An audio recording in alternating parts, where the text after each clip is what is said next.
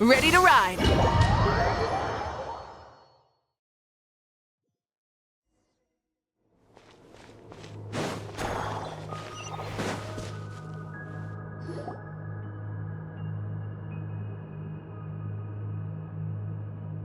Are these people...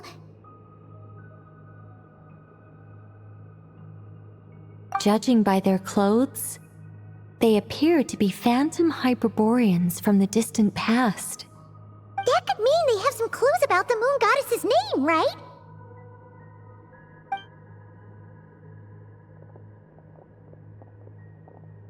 Hey there! Could you tell us what the moon goddess's name is? Sorry. That's probably a weird question, huh? How do we explain this? The moons are long gone, and their goddesses are dead. Their names no longer mean anything.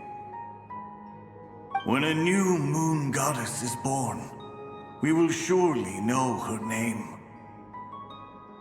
We have used every last resource at our disposal. All that remains is to wait, patiently and quietly.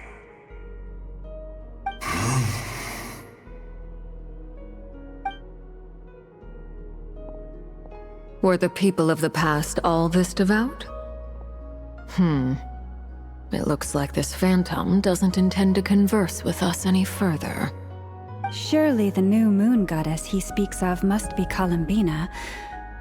Alas, Kuthar's birth came long after the age in which he lived. But, maybe if we find a phantom from a more recent age, they might know Columbina's real name. True. Keep an eye out. We should be able to tell which era they're from by the clothes they wear.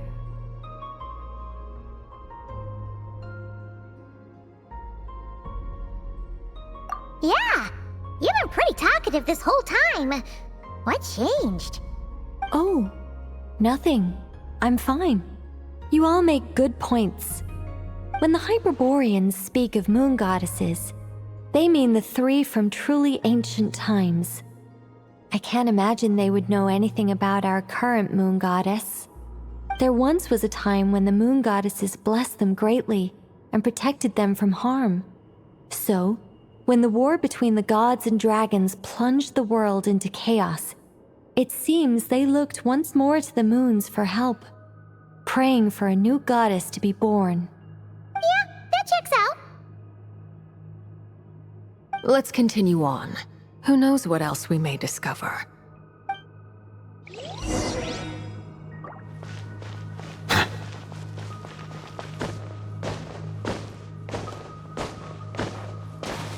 There's a door blocking this path. Not a problem. Try this.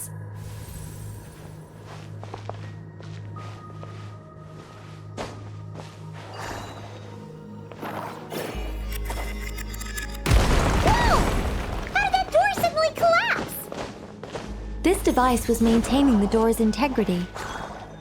Is this our destination? Impressive. More precisely, this is a device that will help us reach our destination. Let's go. We still have a long distance to cover.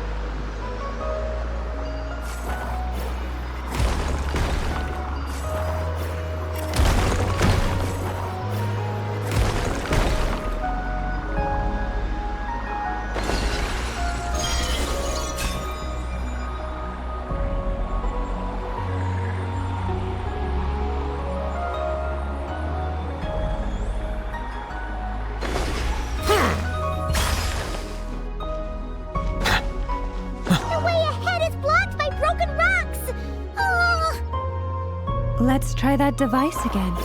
Remember the door from earlier? Ha! So it The humans we see are all phantoms, but the monsters are real. What a fascinating place. There'll be plenty of time to admire it later.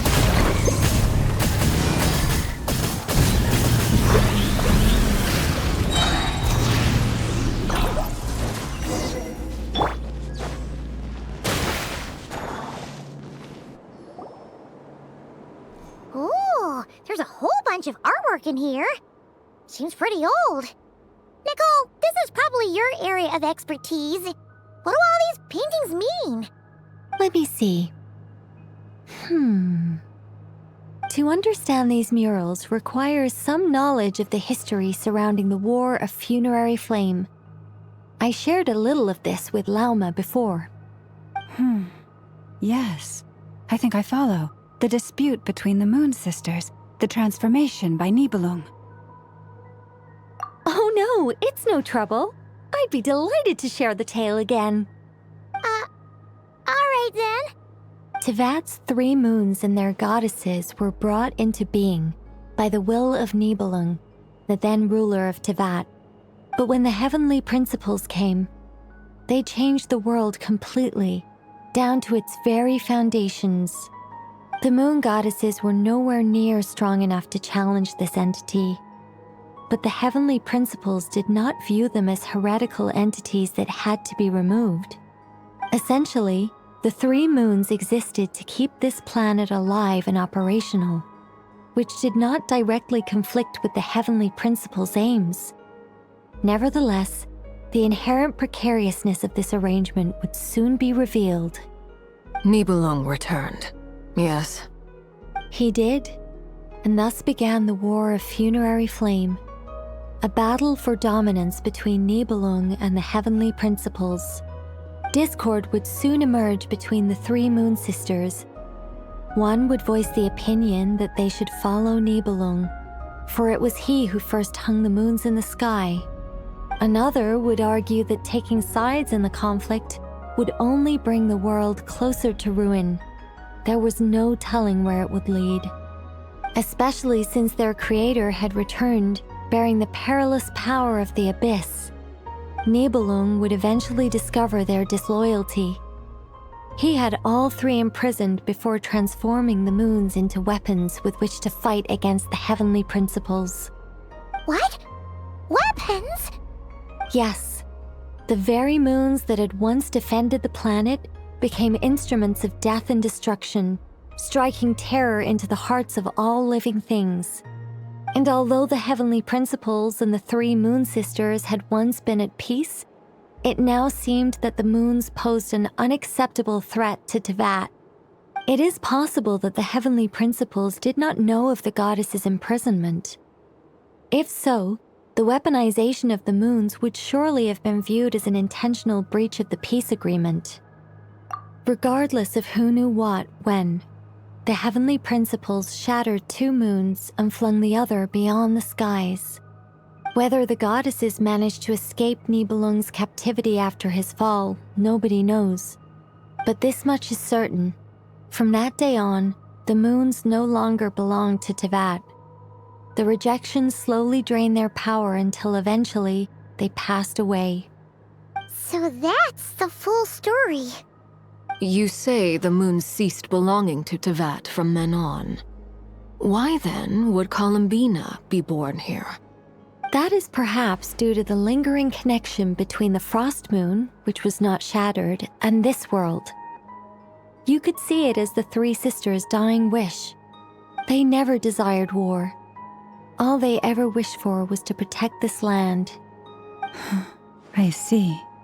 If the final fate of the 3 goddesses is as you say, then Columbina faces the same grave danger. Our investigation has yet to bear fruit. We must hurry. Yeah, you're right. Let's keep going.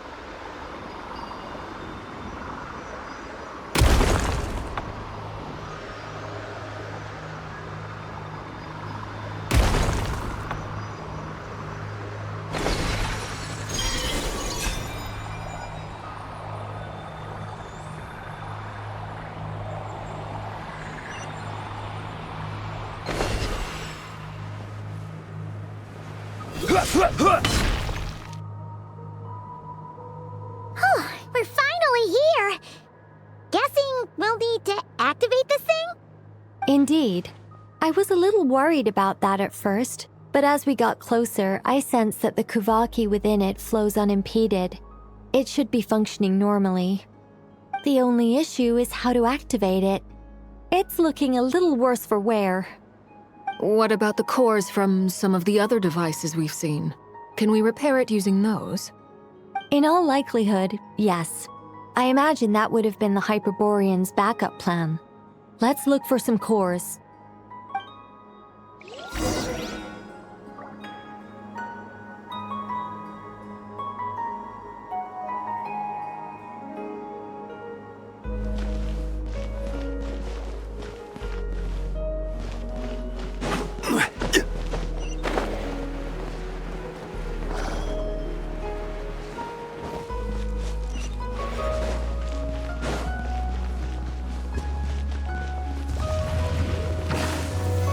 Stabilize!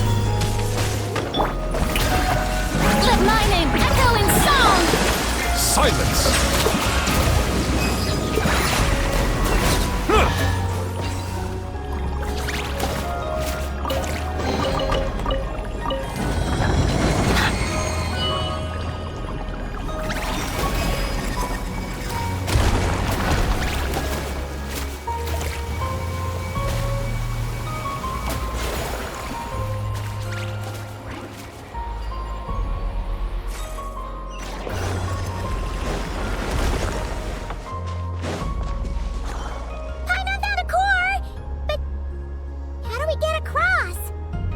Walk up, then jump down.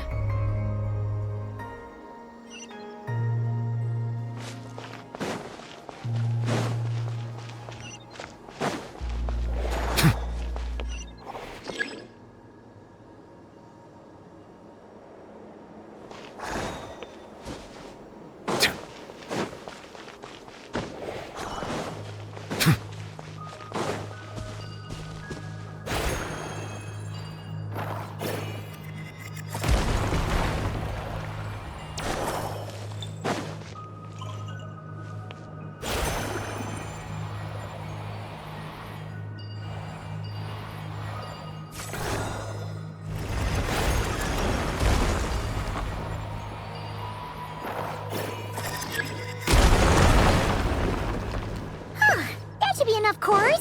Let's head back.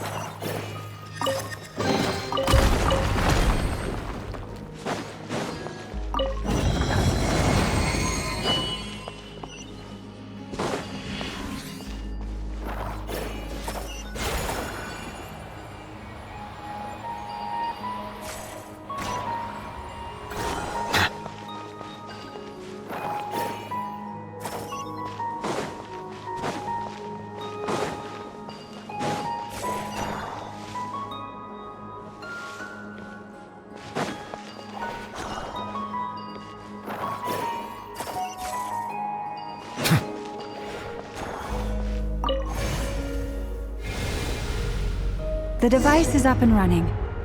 It's hard to believe that the ancients were capable of constructing such things.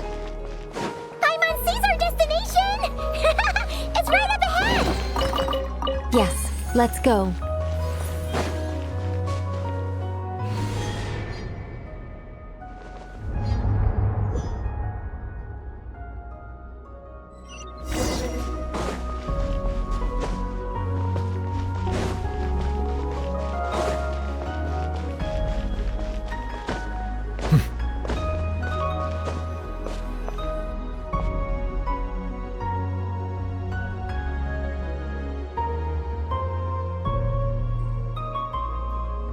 This is where the people of Hyperborea communicated with the moons.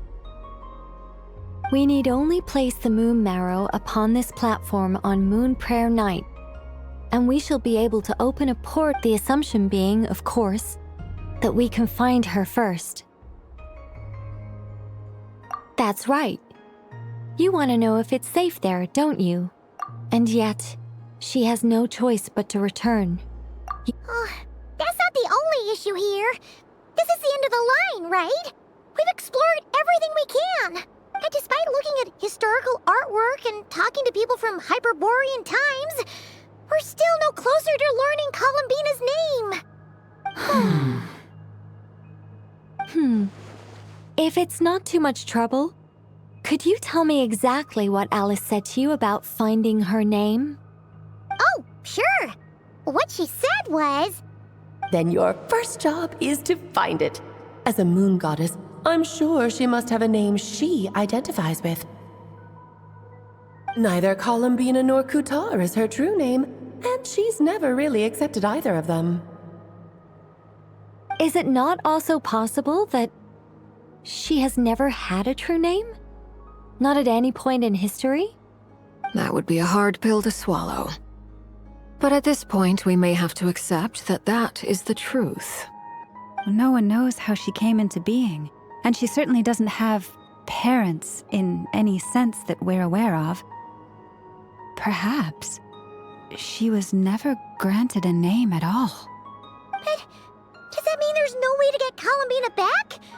She's just gonna disappear and there's nothing we can do about it? Huh? Wait, why all this pessimism? Was it the way I phrased this question? You all seem to be taking this in completely the wrong way. Well, just because she's never had a real name in the past doesn't mean she can't have one now. What? Think about what Alice said again. She never once said that you'd have to find a new name, did she? Are you saying what I think you're saying?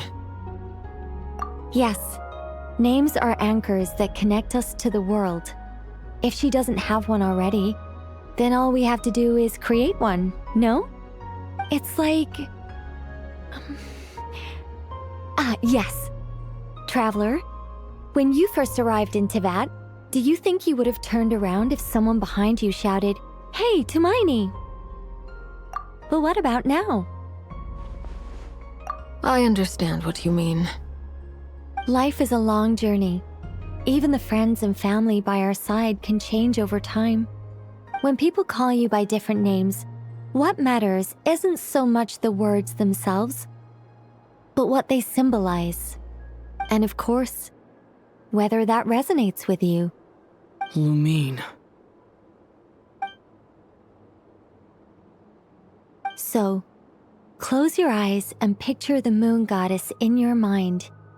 If you were to call out to her in this moment, what would you say?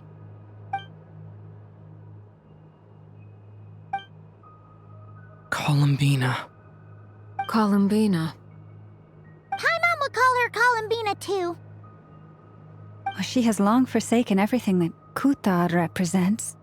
I think from now on I should call her Columbina too. Well, it sounds to me like you found your answer. Are you sure? Is it really that simple? We haven't found her this whole time, and not for lack of trying. For a journey like this, the process is every bit as important as the outcome. Had you not searched far and wide, rejecting every other answer you were offered? How could you have come to an answer you felt was finally correct? Oh, it all makes sense now. This has Alice's fingerprints all over it. Are you suggesting that Mage knew from the start that Columbina never had a real name to begin with? I can't say for sure. But I can definitely imagine her chuckling in satisfaction somewhere right now, saying, "Ah, what fun." Llama! Your antlers! You should hurry. The festive moon has begun to rise. Do not worry, for when you called the name Columbina just now, I could sense that the power within was enough to summon back the moon goddess. The power within what? The name? Yes, so, the thing is...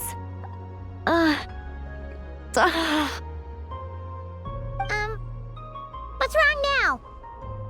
This is so annoying. I really want to explain how that whole thing works, starting from the founding principles of Tevat and... Oh, I could talk about this for hours. But deep breaths, Nicole. Deep breaths. You're an angel. A sober, sensible, solemn angel who has her priorities straight. Okay then. Sorry for asking. Clearly a bad call on Paimon's part. Anyway, you all need to hurry. Last thing, remember how it felt when you called out that name. Then it is agreed. By the name Columbina, we shall find her. Then we'll throw her the best Moon Prayer Night party ever! And at last, we will send her home.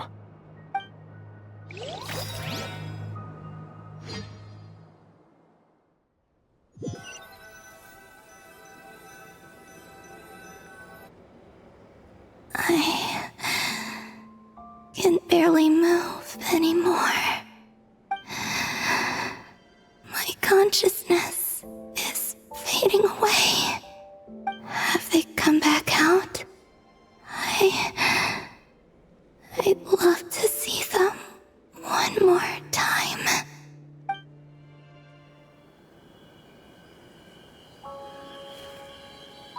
They didn't make it.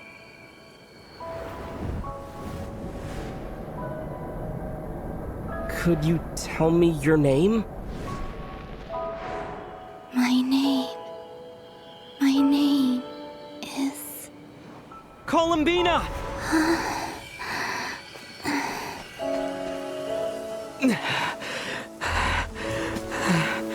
Columbina! Are you here? Columbina! That's the name you gave when we first met. And it's what I've called you ever since. Columbina. It's a fine name. I have many fond memories of Columbina, and so do all of your friends.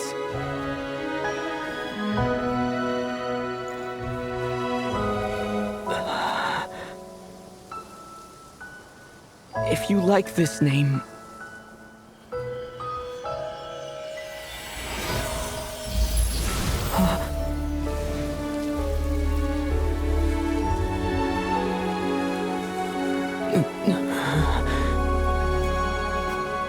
Looking for me? I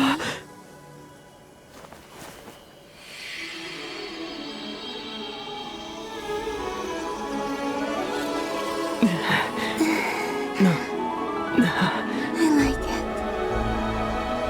You can carry on using it. My name is Columbina Hyposelenia.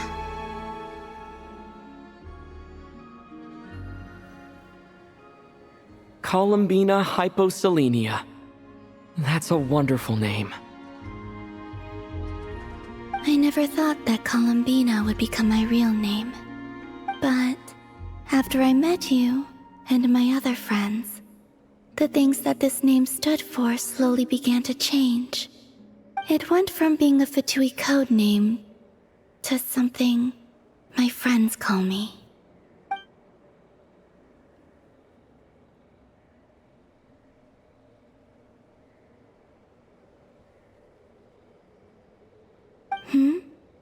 What is it?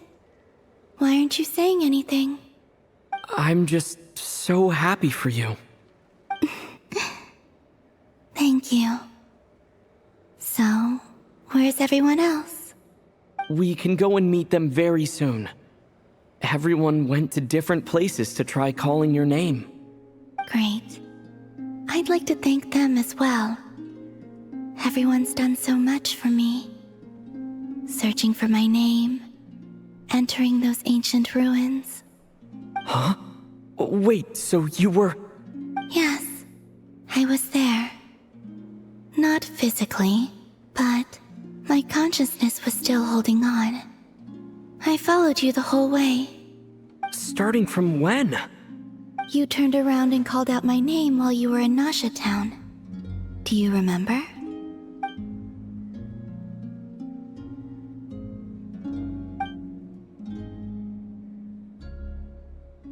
Let's go. We don't want to keep them waiting. Sure. In that case, come with me. But... Before that, could you call my name one more time? Sure. Come with me, Columbina Hyposelenia.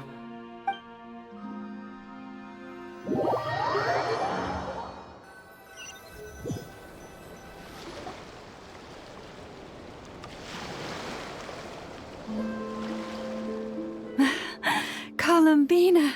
Oh, this truly is wonderful. Llama, I can't breathe.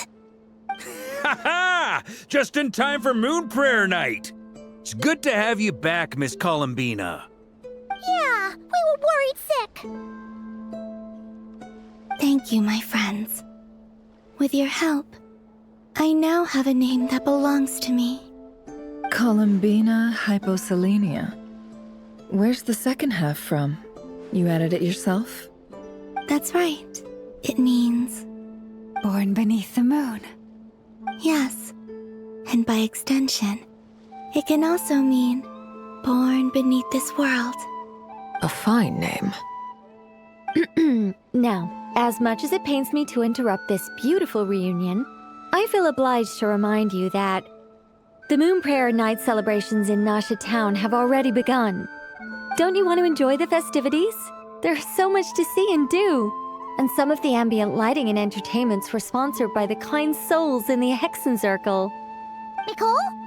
Why have you turned into Dodoko? So you're Miss Nicole. Thank you for helping us, and for helping me find my name. It's nice to finally hear your voice. You're quite welcome. Guiding lost people to hidden treasure is what we Seelie do. And if you ask me, spiritual treasures are far more precious than material ones. Chests are all well and good, but this was what it's all about. Ah, so satisfying. Anyway, I had to go help Alice. It seems like she ran into some trouble. That's why I couldn't be here in person. But don't worry, we're with you in spirit. We'll be celebrating right along with you. Keep an eye out for the Hexen Circle's festive stalls in Nasha Town. I think you'll like what we came up with. Alice said she even managed to rope B in this time. The Frost Moon Scions have also prepared various attractions. I believe Aino, Ineffa, and their crew are setting things up as we speak. On that note, Nefer, about that request I made. It's all in hand. Yehoda is on site to ensure that everything goes off without a hitch. Wonderful. In that case, Traveler? Huh? Come on, Columbina. It's time to celebrate the best Moon Prayer Night ever.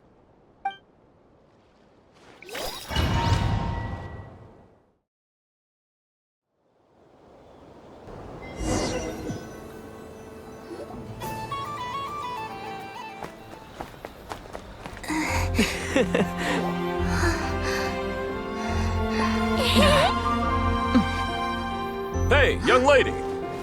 Would you like some Moon Prayer Night candy? Happy Moon Prayer Night. Oh, yeah.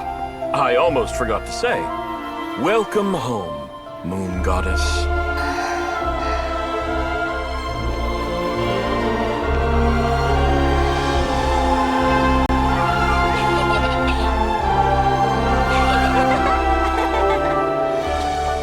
Welcome home, Moon Goddess.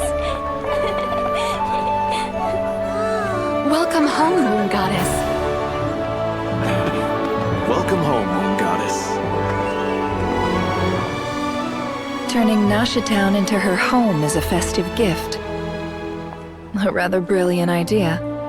Perhaps this is what Nodcry, Columbina's home, should have been like all along.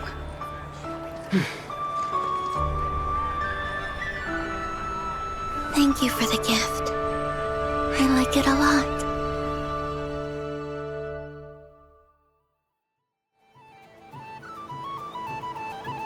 This feels like the surprise of my life. I do.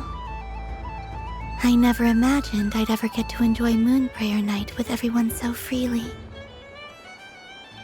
If you're happy, we're happy. Quite a strategy you came up with. Hide the tree in the forest. It's not your usual style, Lauma. Is there something about Moon Prayer Night that enhances what's in your head as well as the antlers on top? Apparently so. It even inspired a perennial penny pincher to use their resources for a greater cause. It truly is a magical festival.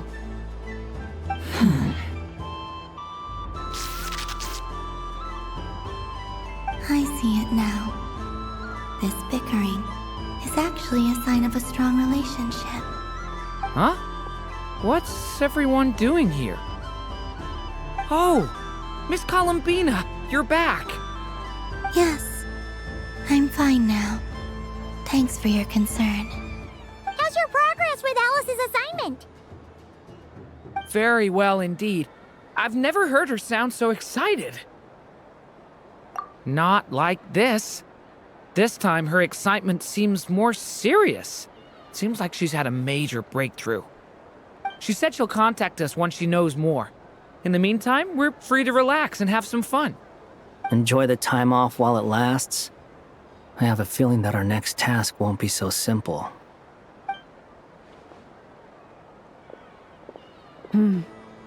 I should go. I still have a few things to attend to at the Frost Moon Scion stall. And I think I'll take a look around. With any luck, this once-in-a-year festival will come with once-in-a-year opportunities. Hold up a second. Where's Varka? I believe he made a beeline for the flagship the moment he entered Nasha Town. Ah, that's Mondstadters for you. They know what they want when festivals roll around. Goodbye for now, Columbina. I hope you have a wonderful night. I will.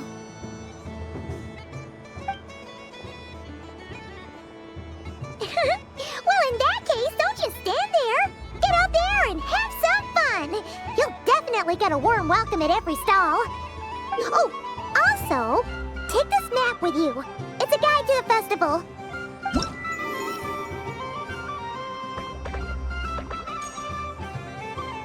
The Frost Moon Scion stall is over here. Lauma's invited a whole bunch of cute animals to celebrate too. Over there is the Hexencircle section. Alice seemed more excited than anyone about this festival, so she insisted on making it a grand affair. Oh, and then there's the Nasha Town local specialties, including... Actually, forget that. Better if you go check them out for yourself. Thank you. It looks like a lot of fun.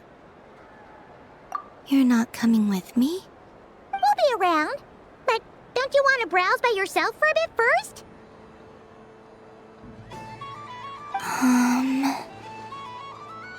Yep. If you find something you like and want to try it out together, just give us a shout. We'll be right with you. Otherwise, just relax and enjoy yourself. There's so much on offer, so try to experience as much as you can. And don't forget to stuff yourself with all the delicious... All right then. Off I go. Where should I go first? This must be the mage's stall. It feels like I've entered a fairy tale. How lovely. A soft and furry creature that bounces and jumps. Welcome home, Moon Goddess. This one talks too. Allow me to introduce myself. I am a Dodoco from a distant archipelago, the most mischievous of all my Dodo brothers and Dodo sisters. When the going got tough, I powered through, and when I met obstacles, I boomed them away. That sounds like a lot of fun. Doesn't it just?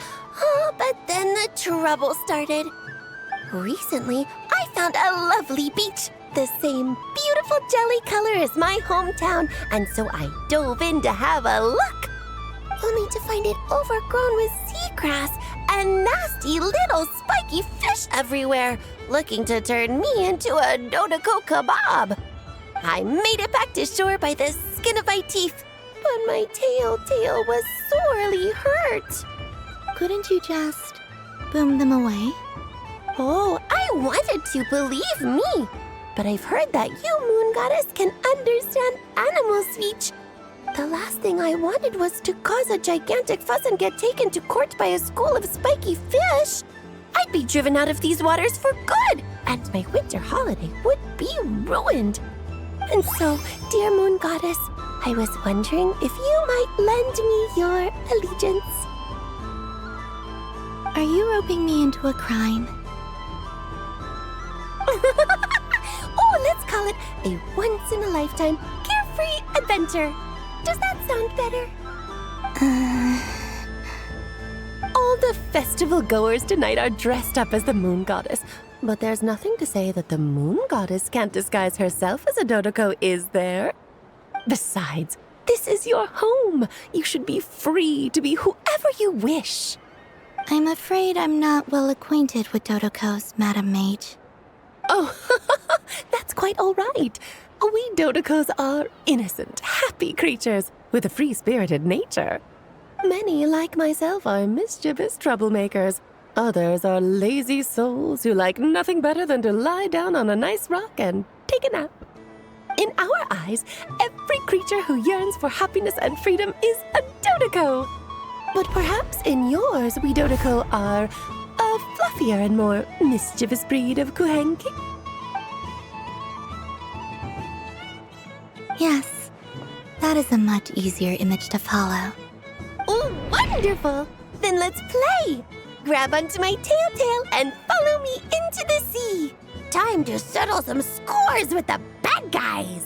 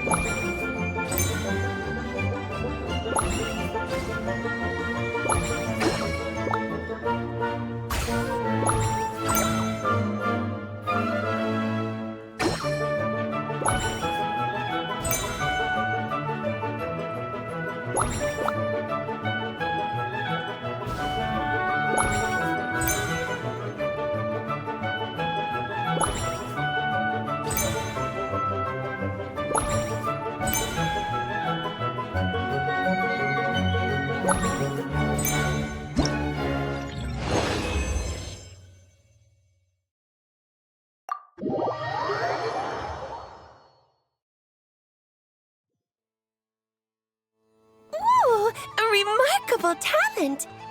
So, what do you make of it? The use of Jumpy Dumpties doesn't come as naturally to me as Kuvaki, but their unpredictability makes it fun. I think they call this novelty. Indeed! And how did it feel blowing those pesky nuisances away? Not bad. Any guilt? What do you mean? Oh, wonderful! Lovely answers to all 3 questions. You've passed the safety test. Now I can give this special bomb to you as a souvenir.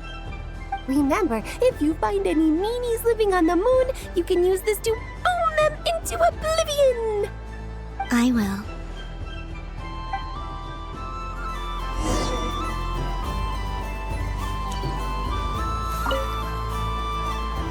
Welcome home, Moon Goddess. Oh, you're the genuine article. Alice was right. This moon prayer night was worth watching after all. Another one that talks. Greetings. pleased to make your acquaintance. I am the Hexenzirkel member they call B, Barbeloth Trismegistus. Columbina Hyposelenia. Pleased to meet you too. Hyposelenia. A fine name indeed. Now then, Miss Columbina, do you wish to hear a mage's divination? Divination? The Frost Moon Scions used to ask me what would happen in the future. Is this like that? From the perspective of the one seeking answers, perhaps. As you look to your journey ahead, if you seek to understand the unknown, resolve your doubts, and soothe the confusion in your heart, divination could be for you. The unknowns on my journey. Of course, if one wishes to peer into fate, then hydromancy is the more precise option. But that is a complex affair, and to relegate that majestic art to the status of a festive amusement would seem somewhat uncouth. Besides, it is sometimes better to not know fate with great certainty. Hence, I shall use the suitably festive Luna Arcana to tell your fortune instead. It is more popular with the youth in any case. Lunar Arcana. Indeed. Unlike hydromancy, this will only display possibilities and trends. People like to think of themselves as creatures of agency and free will. Peering too far and too clearly into the future is detrimental to both body and soul. I'd like to give it a try. Of course you may. Come then, take a seat, Miss Columbina.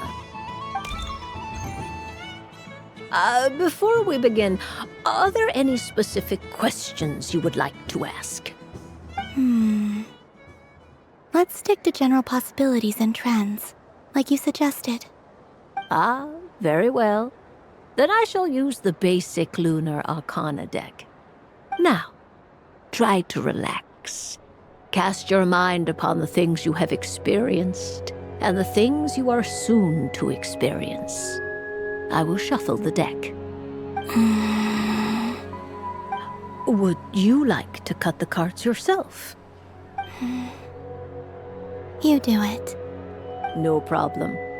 Now then, to make things easier for the seeker, that is to say, you, I shall decipher the cards from your perspective.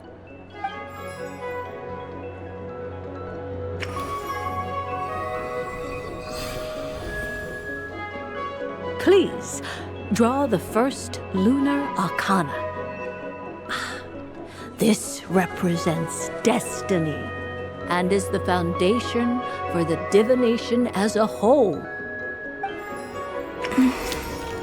Now, draw your second card. This will stand for the past, the sum of all your experiences that have come before. And now the third Arcana. This is the present, your interpretation of the current moment. Finally, the last card. This shall speak of the future, which... Oh. Kuvaki Pulse? Fascinating. I've never encountered this before in my role as a diviner. Something has exerted an influence upon this card, causing it to leave its designated position. What do you make of this, Miss Columbina? Perhaps this is the guiding hand of fate in action.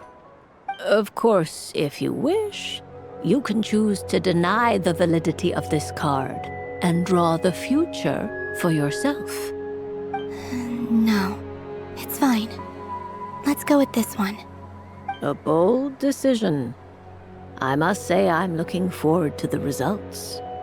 Well then, let us flip the Lunar Arcana in sequence and see what emerges. Sure. First, destiny. No surprises here. The card that represents yours is the moon. The moon. Indeed. The moon can represent the truth at some times, but deception at others. False peace, destructive calamity, and the world-changing power that lies within. When the moon is placed on the destiny tile, it indicates that your destiny is not what it may appear on the surface. Instead, it may yet have a hidden side. It symbolizes a journey through the fog, fraught with uncertainty and deception, where one must face inner challenges head-on. I don't understand. Patience, my dear.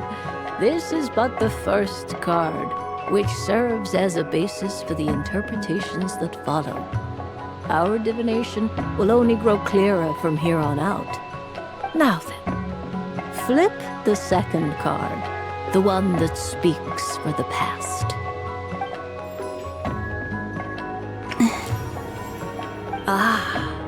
The Hermit, but inverted. Inverted? Yes. The Hermit symbolizes solitude, introspection, and the pursuit of truth. When inverted, it represents isolation, truth out of reach, and a path that leads one astray. Combined with the moon as one's destiny, the Hermit inverted represents a choice you made to stand alone in the past. It was a choice made not out of fear or arrogance, but for reasons that others could not perceive. You fumbled through the darkness without a guide, but you did not find your way. Rather, you went astray. More than once, it would seem. Is this about how I became Kutar despite not wishing to become a god? And how I joined the Fatui because I yearned for a place to belong? I suspect only you know the answer to this question. All is not lost. The past is in the past, and so it shall remain. Shall we look into the present now? Oh my. The Lovers. One of the most interesting Luna Arcana. What does this one mean? This means that you have had an unprecedented emotional experience. The joy of finding your soul becoming intertwined with that of another. A precious and wonderful thing indeed. It's true. I've made a lot of friends recently, and they are very good to me. I like them a lot. That sounds lovely. I am most delighted for you. The Lovers can also represent important decisions, perhaps related to a parting of ways. Now, if I were to guess... Yes. My return to the moon. I understand. Parting with friends is never easy, Columbina. But rest assured, this is not the end of your journey. There is always another story waiting to be told. The future always lies ahead. The future. Well now, it's finally time to flip this most mysterious of cards. Why did it appear? And what does it wish to tell you? I'm ready. Very well. Flip this card and see what lies on the other side. Oh. Miss Barbeloth? What is it? This card is death. That doesn't sound very good. It depends on how we interpret it. It is true that it can represent an agonizing death, a complete and utter end, but at the same time, it can also represent rebirth. Do not forget that your destiny card is the moon. That lends your future many different potential meanings.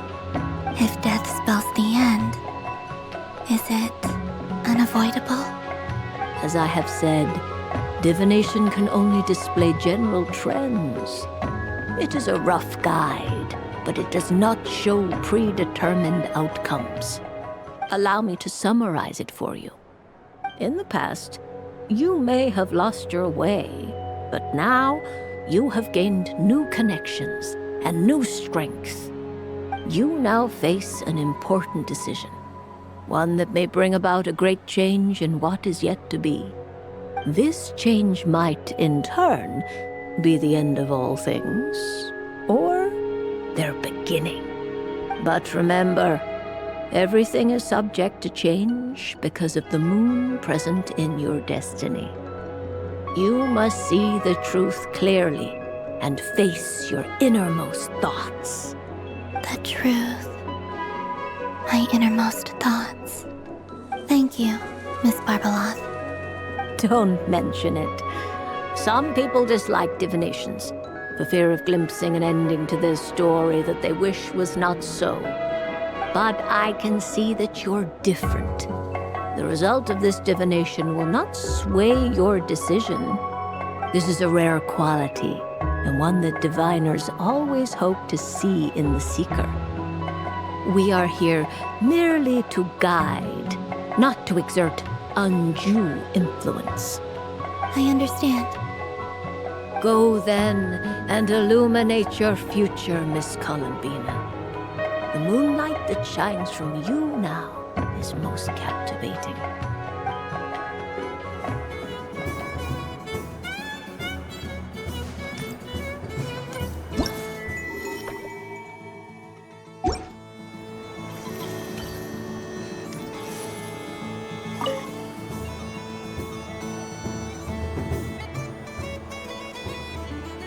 I wouldn't say it's unfair, exactly. I mean, your voice goes right into people's heads. How would you explain that to the kids? You can't just explain it away as magic. Is something the matter? Ah, Miss Columbina! No, nothing you need to worry yourself about. Ah, impeccable timing. Stick around for a second, Miss Columbina. I need your input on something. This self-proclaimed Knight of Justice has yet to give me a satisfactory answer. I, for one, would like to hear your verdict on the matter. Hey, now, I left the flagship just to help you out, Miss Nicole. What's going on?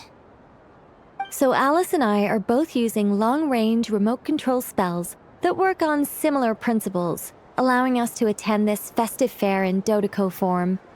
Sorry, let me backtrack a little. While similar, there are some key differences. Alice, being a great mage, wanted her Dodeco to reflect something of her own charm and mystique.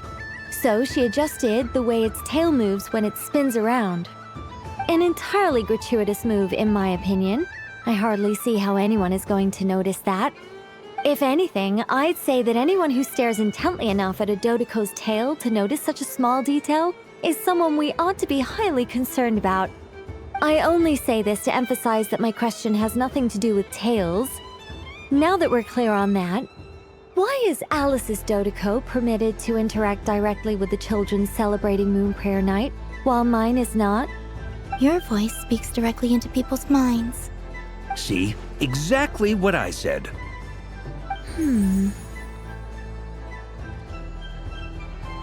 Miss Nicole? Ugh, I can't stand it. I know that probably makes me sound like a whiny child acting out in front of their parents. And it's a little embarrassing now that I think about it. But hey, I said it now, I can't take it back. That would be even more embarrassing. Also, don't go reading too much into that analogy. It was off the top of my head. I'm actually an awful lot older than either of you. Miss Nicole, are you saying that you'd like someone to play the game you've prepared? I'm not so invested in that. It's just something cobbled together using items I borrowed from Alice. She probably didn't even make them herself. The point is, I want to know everyone's thoughts after they receive their prizes.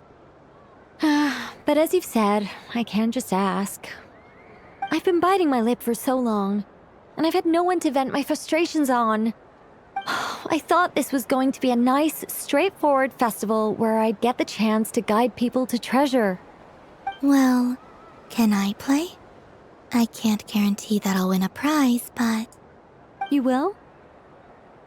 I'd like to try. Then what are we waiting for? Let the game begin! It's like they forgot I was ever here.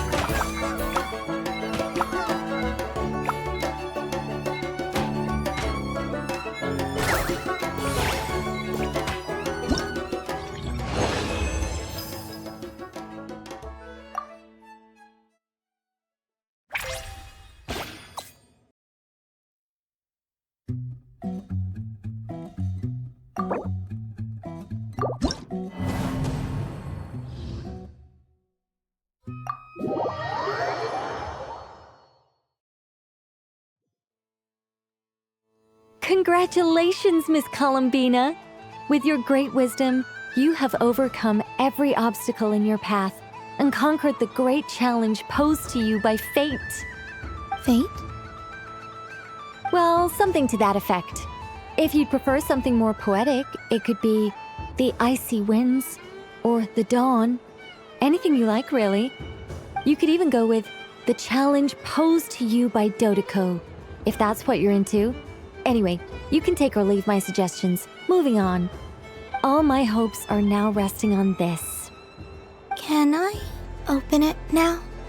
Stop teasing me. Please, I'm begging you. No more talk. Just open it. Wow. What a lovely sculpture. Classic and cute at the same time. Thank you, Miss Nicole. I'll always treasure it. Ah, there we go. Music to my ears. You have my sincerest gratitude, Miss Columbina. Thank you for sharing your precious time with me and fulfilling my wish. Don't mention it. You've all done much to help me. And still, I'm the one receiving all these gifts.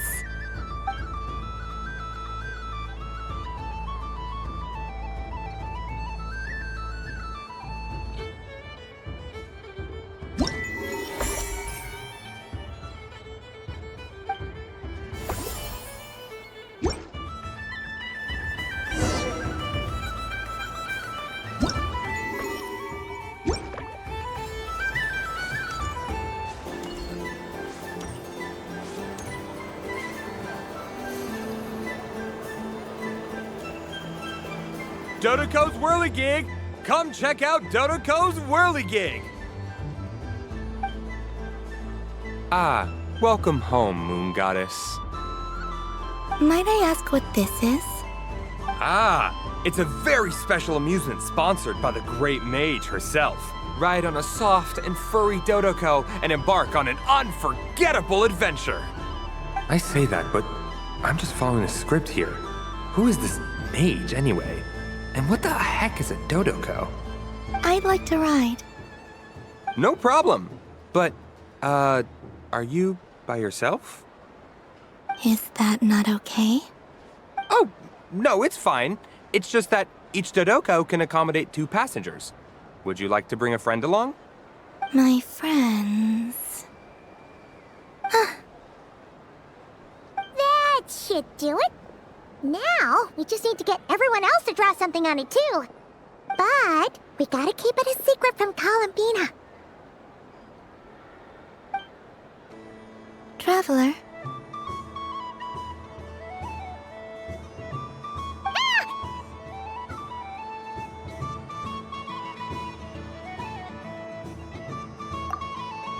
I want to go on that ride. Will you join me?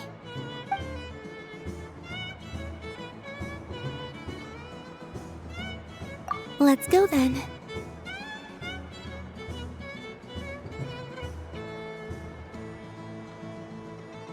Don't worry. Paimon will do the rounds. You go have fun.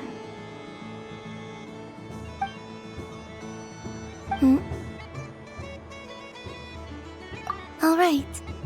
I think we have to wait in line over there. Please take your seats. For safety reasons, you mustn't try to leave the ride before it comes to a complete stop. All right, you're all set. I wish you both a wonderful journey.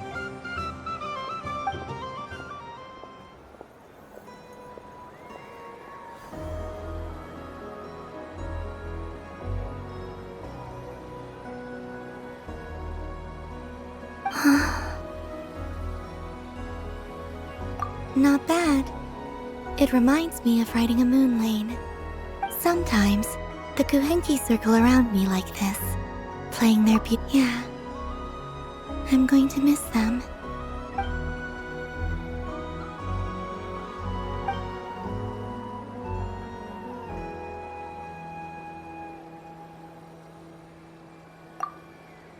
It does. I've felt scared in the past, too. But this is a little different. You know something? I got to see a lot of fascinating things during my disappearance. I saw how the Frost Moon Scions act around their families. So different than how they used to act in my presence. And it made me curious at first. Why do people act so sincere when they're worshipping gods, but save their truest, warmest feelings for each other? Slowly, I came to realize that it's because they trust one another. They know, deep down, that they'll be accepted for who they are. All of it. The good and the bad. I know. I knew it the moment you started calling out my name. What I fear now is the end. I fear losing all this the very night I have gained it.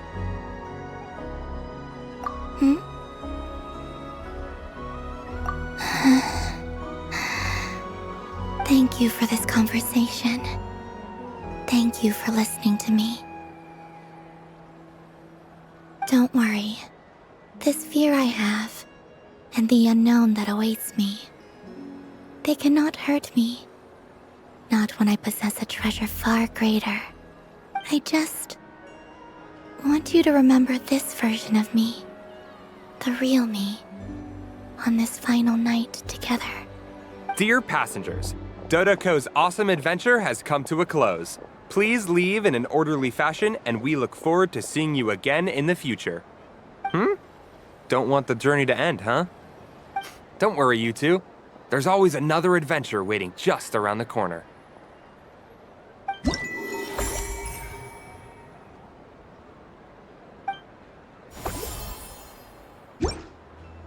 So this is the Frost Moon Scions area. It feels very familiar. Wow, the Frost Moon Scion stall looks kind of plain. But it's pretty cool once you get into it. I don't go to Hisi Island much, but it's got that, like, old-world cultural feel. And if culture means we get more festivals, I'm all for it! Hello, Yehoda. Columbine... hello, Moon Goddess? That was too close. I almost gave the game away in front of the staff. Oh, wait, what's the deal with her shoes? They don't make a sound when she walks. I could do with a pair of those. Do you like balloons too? Balloons? Oh, you mean those? What's so fun about balloons? I'm not a kid anymore. They're probably more up Aino's alley. Yes. The animals seem very curious about these strange flying objects. I was drawn here by their voices. I recently learned a fun new game you can play with balloons, so I decided to come and give it a try. A new game?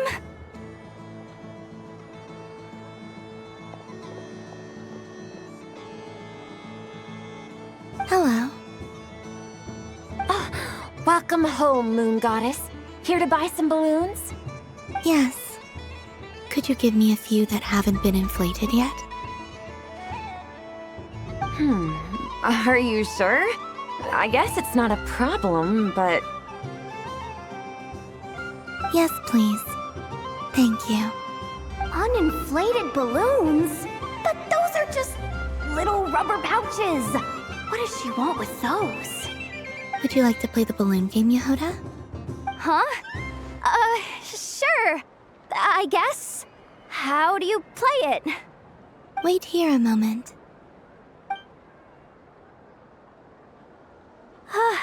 Oh. This is so weird. What have I got myself into now?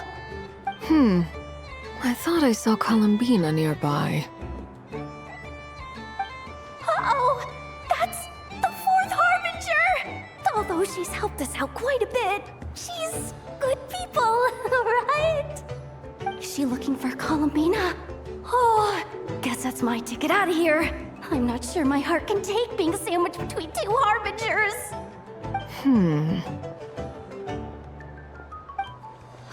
Which stall is she checking out? Oh, it's that other Frost Moon Scion's one. Try on the headgear, see what it's like having antlers or animal ears for a day. Oh, I wouldn't be caught dead wearing that stuff. So embarrassing. I have enough gear to carry as it is. Wait, what? She put it on? How peculiar. This would take some getting used to. I wonder if this is what it's like for Lynette. It really suits you, ma'am. What is this? She was so intimidating a moment ago, but now, dang, she's really rocking those ears. How does she make them look so cool? I suppose I may as well keep them on for now. All part of the festive experience. She's coming this way. How do you do, Miss Yehoda? Oh, jeez. Don't talk to me while wearing that thing. Where am I supposed to look? Oh, hey there. I'm looking for Columbina. Have you seen her? She just... Huh?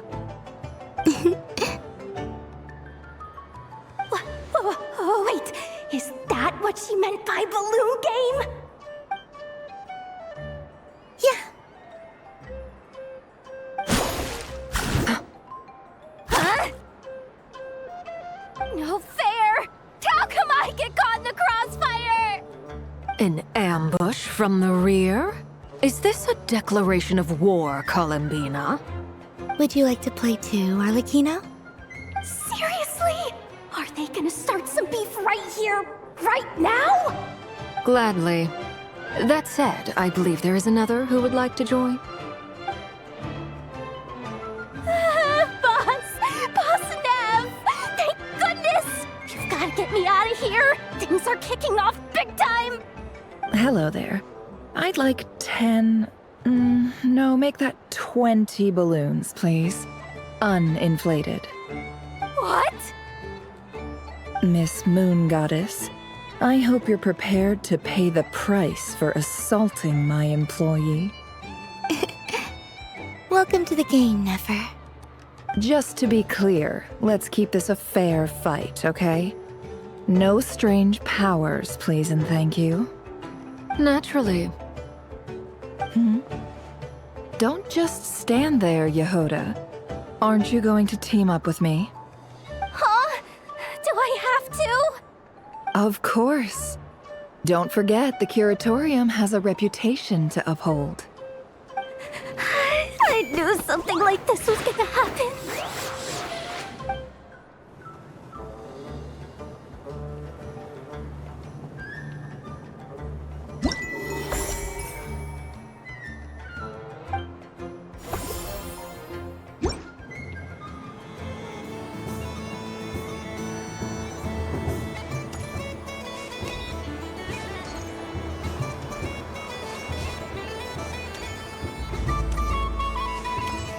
What's this? But I was aiming right at it! Aw, what a pity. I saw it with my own eyes. You were so close. So very close. That's not true. It dodged out of the way right as I was about to snag it. I'm sorry? You heard me. This paper frog can move. I swear. Dear, oh dear, what are you saying? How could a paper frog move? Unless you believe there really is magic in this world. But even if I, the mere humble merchant that I am, knew such magic, surely I would not use it on a paper frog. I'd sooner give Mora legs, so it could walk right into my purse. My dear, dear customer, why not have one more try? This time I'll give you 12% off, a very generous discount for one of my most regular customers. Just think about how much experience you have under your belt now. You're sure to win the next one. Darn, I used up all my coins. I'll be right back. Just gonna fetch some more from my house. Take your time, but don't take too long. This event is Moon Prayer Night only. Miss it, and you'll have to wait a whole year before I'm back. Next customer, please. Welcome.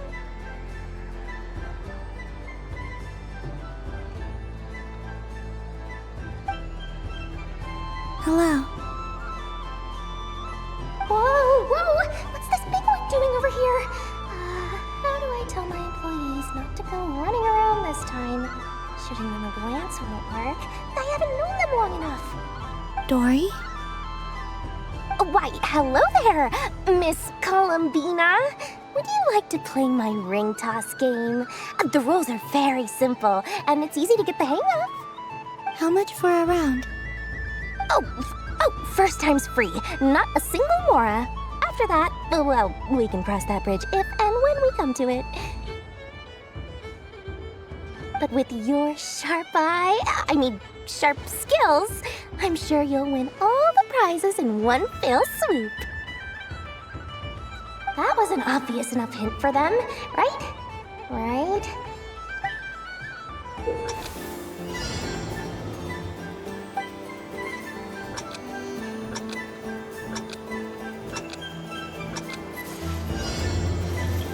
Here comes the ring! Oh, peanuts.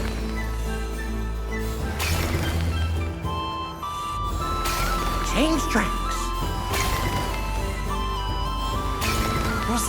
Roselle, should we move or not? Just a tiny bit. All right, then I'll... Oh, sugar plums, not the clock hands. How do I move the legs again?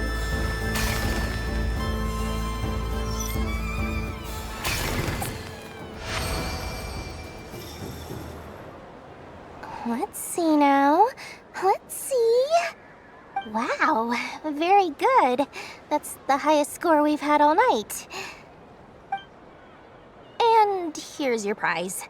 Now, how about another round? As for the cost... Happy Moon Prayer Night, Miss Columbina. Happy Moon Prayer Night, Durin and Hat Guy. Are you here to play the game? Yes.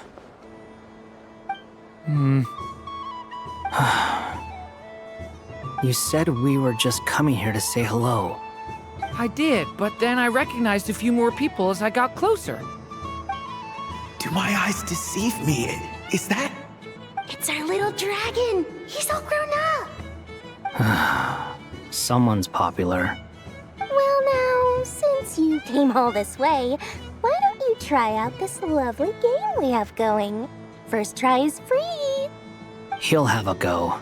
I'll pass. It's only one free try per customer. You can't give your try to him. I'm aware. How has Elder Almond been lately? He's in great shape. He goes for a run in the forest every morning to stay fit and healthy. He tried to go boat racing with Firecracker a while back, but he couldn't even make it onto the Lotus Leaf. Firecracker was in fits of laughter. How about you, little dragon? Can you still fly? Yes, I can. But you've become less chatty. Has growing up been tough on you? We call that maturity. You know, the thing people sing about. The knight wields a sword of stone to defend those hearts that are made of gold.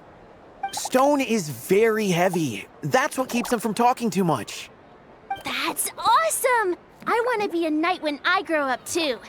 Ring, here I come! Ha! Oh, the hat-wearing man. I never thought I'd see you again. You seem more determined than when I saw you last on the train. If you say so. Oh, I do say so. The people you once helped see it clearly. It's because you are once again on the right track. May the engine in our hearts propel us to the station of our dreams. I can move! I can move now, Roselle! What are you doing, running into the rings like that? You got them all so quickly! I have never seen anything like this in all my travels! Is this guy actually an old friend of theirs? But how? They're origami animals and clockwork people from a fairy tale. Getting to know them would be quite an arduous task, unless they share a hometown? I have to get to the bottom of this. Next time I see the Great Mage Alice, I shall demand answers. Thank you, Dory. I had a lot of fun. Now for your prize. Where did I put it? Give me a moment to dig it out. Oh, sweet grand prize. How I wish I didn't have to let you go. Good thing I've already turned a profit from the customers earlier in the night. Otherwise, I'd have wasted all my hard work. Okay, I'm back. What? I leave for 2 seconds and someone's already claimed the grand prize? Oh, well, these things happen, you know? Perhaps you'd be interested in one of the other prizes instead. We've got all kinds of wonderful goodies here. Is this the thing you wanted? Here, you can have it. Huh? But... Don't worry about it. It will be happier with you. Oh, thanks so much, miss. Moon Goddess. Oh, goodness gracious, Columbina. Give me strength. How am I supposed to make any more money from this child at this rate? Daddy, look! That's the game I was telling you about! Forget it. She is the Moon Goddess after all. I'll think of some other way to swing this. Maybe I can try to hook this new kid. Huh? Oh, Someone already won the grand prize. You can take mine if you want. What? Why? Why are all these bleeding hearts coming here to ruin my business? Happy Moon Prayer Night, everyone. Happy Moon Prayer Night.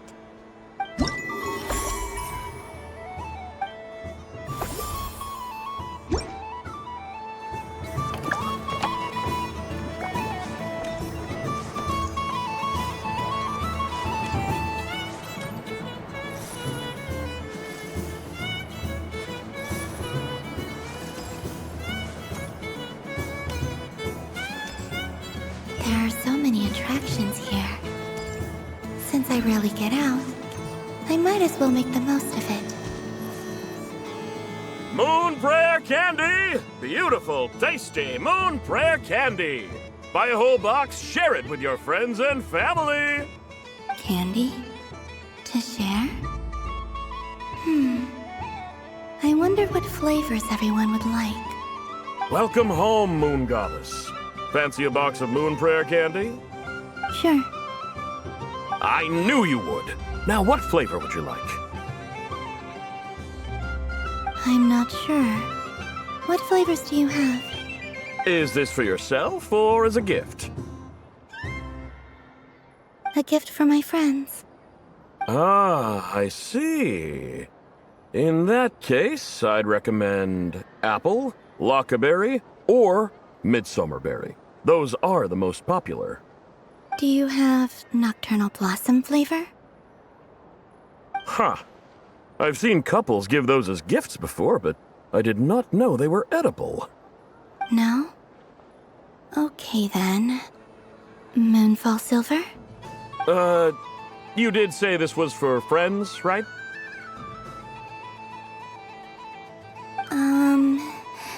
Maybe smetana then. Hey, now that's a creative idea! I've never tried it before, but if you're happy to wait, I can see about whipping up a batch on the spot. While we're at it, you got any other ideas?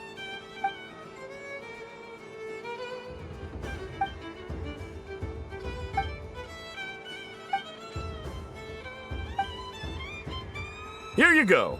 Every flavor you asked for is in there. Thank you. Haha, I should be the one thanking you!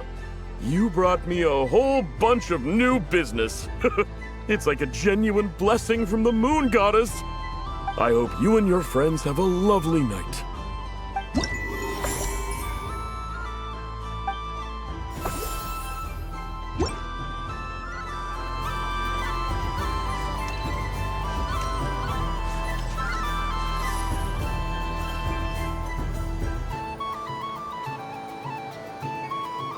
Well, look who it is. I heard someone went and disappeared on us the moment we let her out of our sight. They looked all over for you. Frankly, I didn't think you'd be back for Moon Prayer Night. Were you worried about me, Sandrone? You would like that, wouldn't you? Do you even hear what you're saying? It seems to me like you disguised yourself with festive headgear, just so that you could come see me on Moon Prayer Night and make sure I'm okay. You didn't even bring Polonia with you. You? I thought you couldn't see. I cannot. But I sense the confusion of those around us rippling through the Kuvaki currents.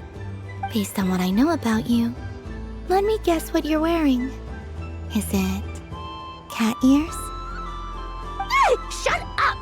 I'm only here to protect the Fatui's interest in this territory. Running into you was pure bad luck. Really? But you were the one who asked Arlecchino to help everyone find my name. Columbina! Ugh! Just one more word, and I'll unscrew your vocal cords. It's Columbina hyposelenia now. Tell someone who cares. I've missed you, Sandrone. The whole time I was gone, I was thinking. I hope I get a chance to say some ugly words to you. Is that supposed to be a joke? Anyway, let's go play that game. What? You mean that frostfin whale? Yes. It's some kind of game where you get bitten if you step on the wrong tooth. Seems like fun. Who in their right mind would wanna? Because you're not a scaredy cat. Gah! Fine! You wanna play? Let's play. Don't complain when I kick your sorry butt. Lovely. You old geezer! I'm gonna beat the pants off you! Just you watch! I almost forgot. Sandrone? What is it now? You'd better not lose, or I'm going to beat your head in. What? Allow me to demonstrate since I'm feeling so nice. You just step on the teeth, like this.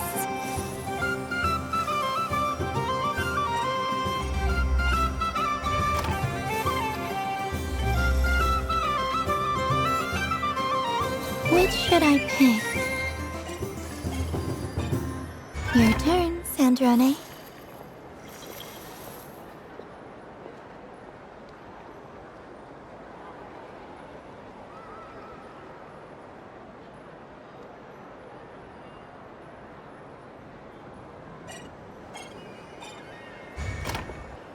Don't come crying to me if you get bitten.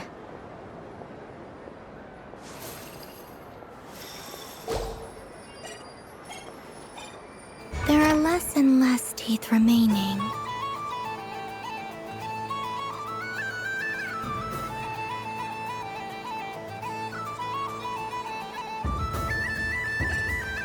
Huh? What's that noise?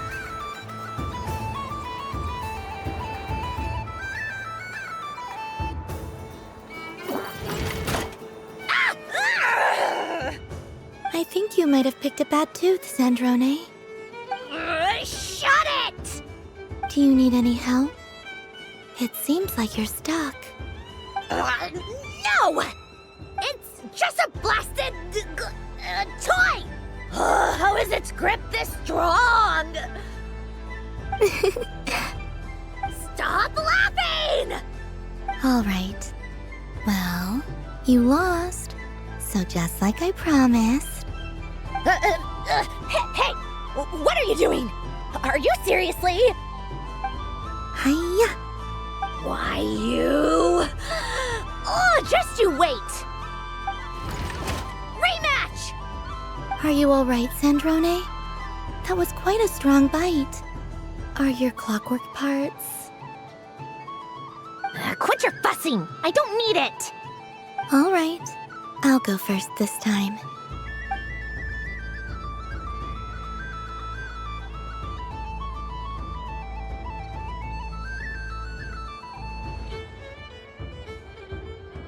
I see it now.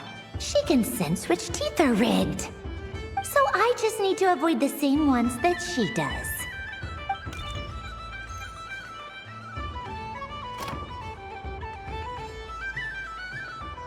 This one... Seems fine. She avoided that one then? Now I've got you. All right, my turn.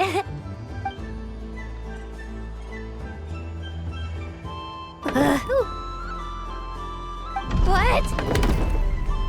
Looks like you lost again, Sandrone. Wait! There's more than one bad tooth! Bonk.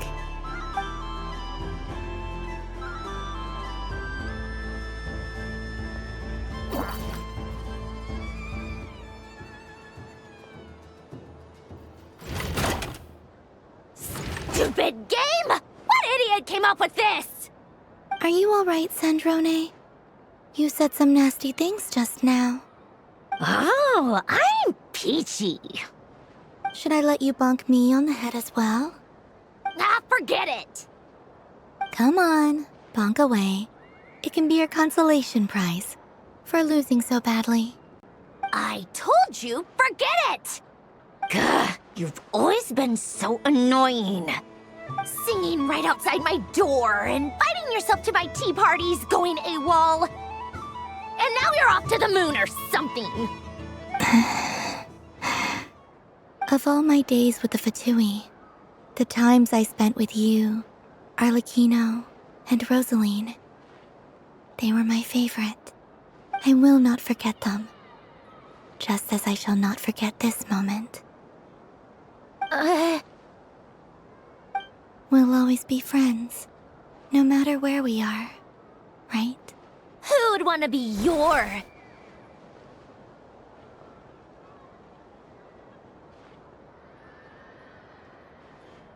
I'll miss you, Sandrone.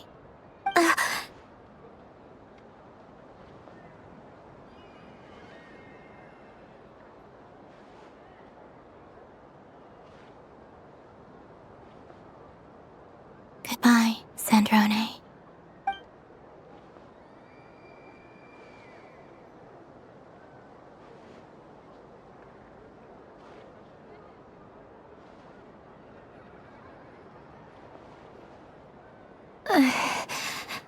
I'll miss you too, Columbina.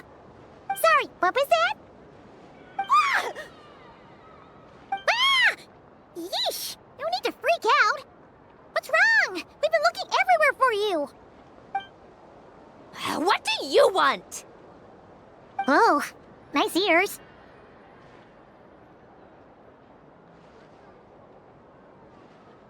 What do you want? This. Huh? It's your turn to draw something. You're one of her friends too, aren't you?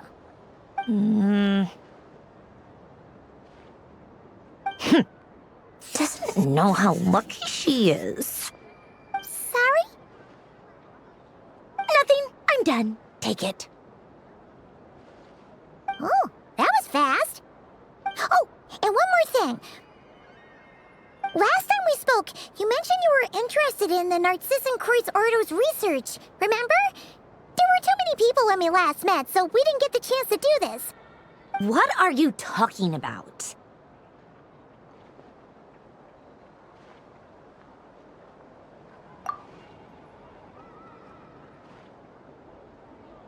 This is... Oh... Alain, Renee, and Marianne. Huh. The Holy Blade. A savior's plaything.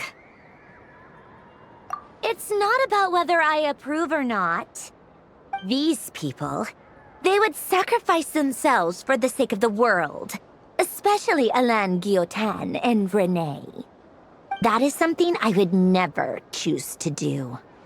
Still, I didn't know they had any pictures left from that time. If I'd have thought to bring a camera, I'd have... What? Yeah, of you being bitten by the frostfin whale and Columbina bonking you on the head. Tear it up! Now!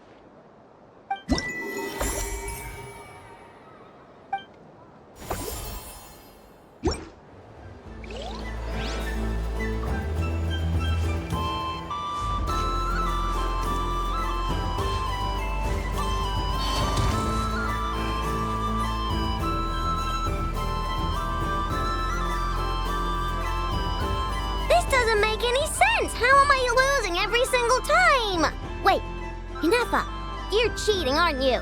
Yeah, that must be it. I am not cheating, Aino.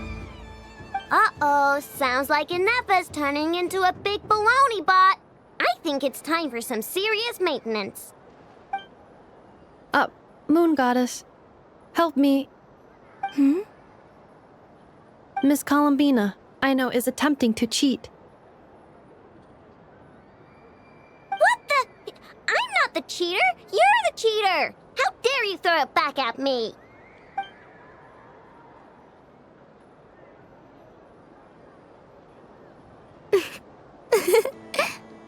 Alright, fine. Let's all laugh at Aino. Just you wait till I get home, because I'm gonna make a game bot that can win 100% of the time. Let's see you laugh when I come back and beat your butts. You'll all have your heads covered in stickers when I'm through with you. We came to check everything was okay after all that yelling, but,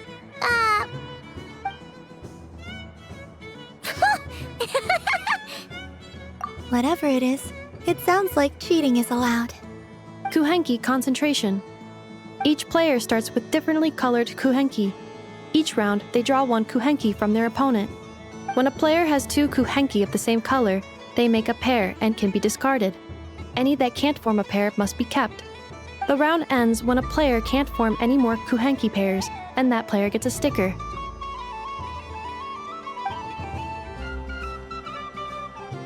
ooh, can 4 people play as well? That is fine, so long as the turn order is fixed beforehand. Alrighty then. In that case, the 2 of us will join as one team. Okay, but if you lose, you're both getting stickered. I don't want to hear any excuses. Sure. And if we win? If you win, only one of you gets to sticker someone else. I have taken to calling this. I know logic. Hey, lay off me, all right? Okay, so we're starting the game from scratch again, which means all my stickers so far don't count. Looks like Luonatar is the Kuhenki of honor for this game. Anyway, let's go clockwise, starting from Inafa.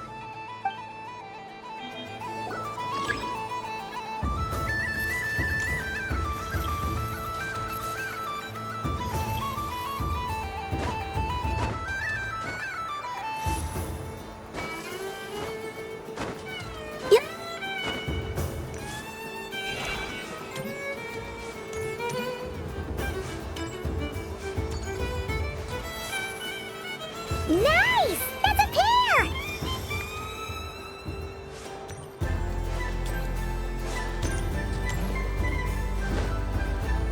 Go, go, fly!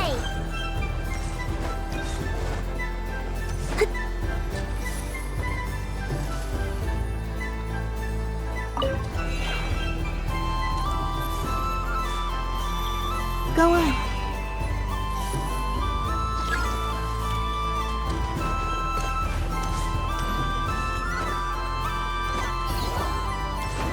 I have a pair.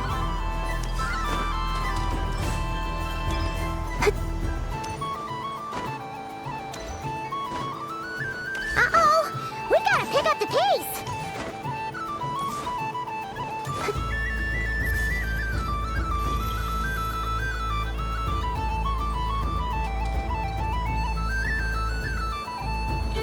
Phew, that was too close. I thought I was gonna lose.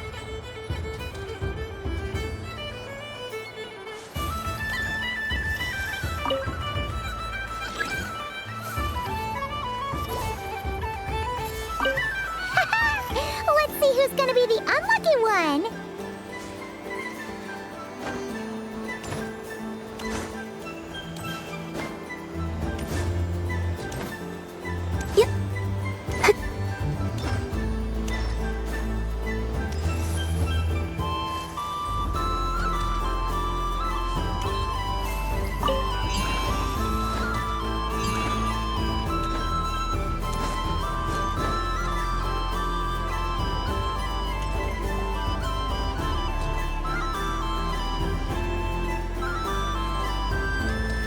Let me pick a good one. What's it gonna be? You're not looking very pleased with yourself there. What happened to being a huge Grumposaurus? I won. Duh.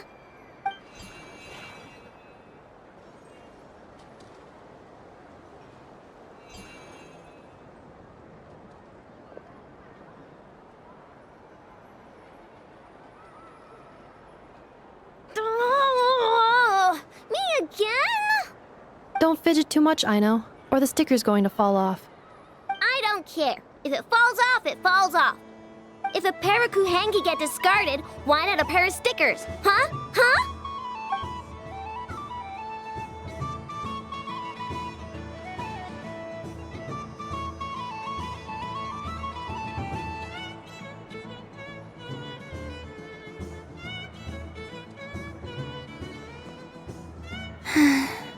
I've lost.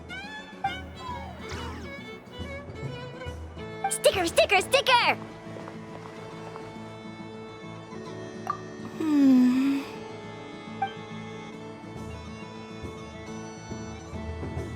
Cute! You think so? Shame. I can't see it for myself.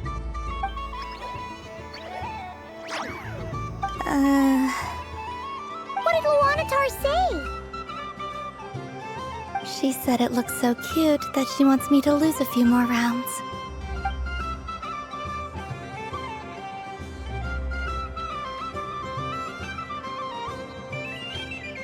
Who put these stickers on Paimon's eyebrows? Ugh, she can barely see! Alright, now, I think we got enough evidence to prove that there's a serious problem here. Yes, I agree as well. The culprit is... Ineffa! Culprit? What did I do? Quit acting dumb, Ineffa! You're not wriggling your way out of this one. I've been watching you. Not only did you remember whose side Luanatar started at, but every time someone drew a Kuhenki, you were logging it and calculating every last possibility. Which Kuhenki pairs were gone, who had what color Kuhenki in their hand, even our facial expressions. You were keeping track of it the entire time. Exactly! What I know said! Putting aside the fact that running calculations is not against the game rules, do you have any evidence to support your allegations? But that's not against the rules either. So she admits it. She certainly does. Alright, everyone grab a sticker. It's time to get Ineffa back. But... Take that!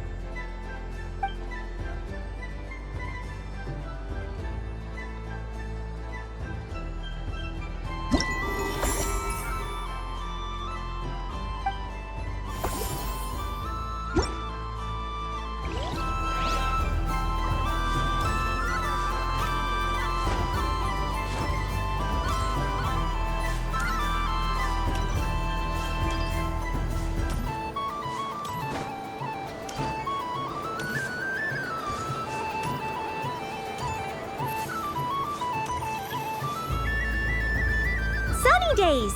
I prefer sunny days. Ah, well, you are as warm as the sun itself, Moon Goddess. Very well. I believe your spirit animal has to be this most adorable chic badger. Wow! Thank you, Mr. Talking Magic Lamp. Have a very happy festival, Moon Goddess. Lance? That's you, isn't it? Shh. It's our little secret, my dear traveler in Paimon. Okay, sure, but why are you here selling sugar sculptures? Everyone celebrates in their own way. After gazing into the abyss and spending time around gravestones all year, what better way to relax than to see sunny smiles on the faces of the living? Besides that, I like to think of myself as a fair judge of character. I dare say matching personalities to confection suits me rather well. That's not what Paimon was talking about. Aren't you afraid that your true identity might be exposed? Should I be? There is all manner of magic in the air this moon prayer night, thanks to the work of the great mages. I see Miss Columbina is hiding in plain sight. Why should I not do the same? Why miss this rare opportunity to enjoy a special evening in my true form? Fair enough. You got a point there. People who don't know you will probably think you're just a talking lantern. Well, now that we see eye to eye, what brings you here? Not a search for your spirit animal, I presume? Ah, well, actually... Here, see for yourself. Oh, this is... How wonderful. A beautiful idea. Yeah, we just met Barca, and he said that having everyone draw their own section was kind of boring. So, he did your bit for you. Ah, Varka. Ever the maverick. I see his artistic skills are truly one of a kind. In that case, I shall paint something on Mr. Albedo's behalf in a short while. What? Why not now? Ahem. Welcome home, Moon Goddess.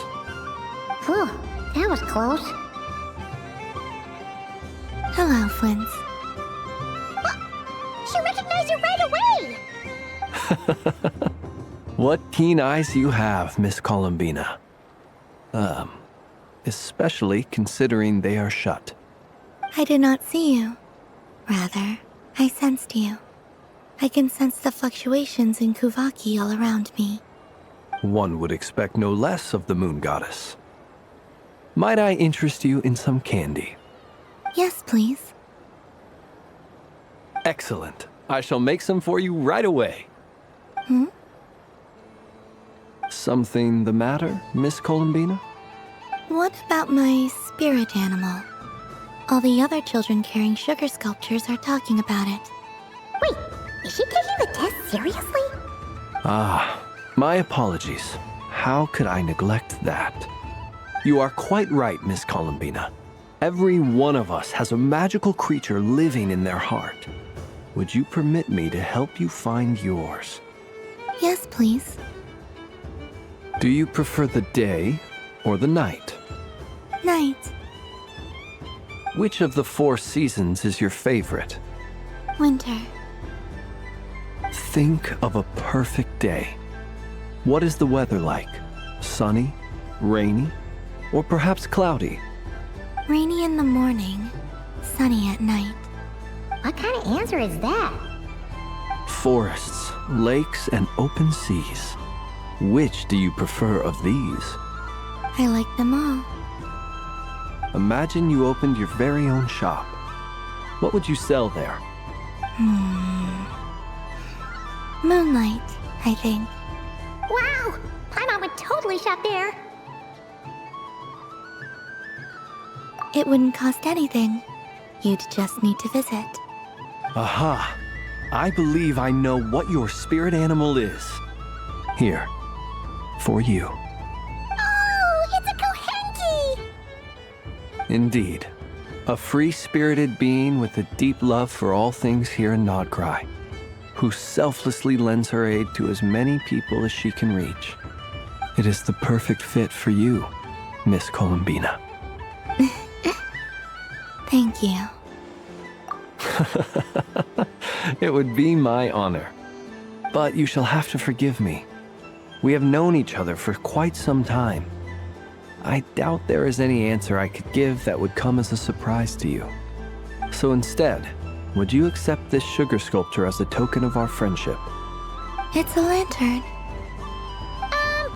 Hey, why don't you two go enjoy your candy over there? Paimon wants to try out this spirit animal thing too. Right, Blintz? Come on, play ball. I get this drawing done. But I want to hear Paimon's answers. But it'll probably take ages. Paimon's a complex soul. And we don't want your candy to melt while you wait, huh? Oh. Okay then.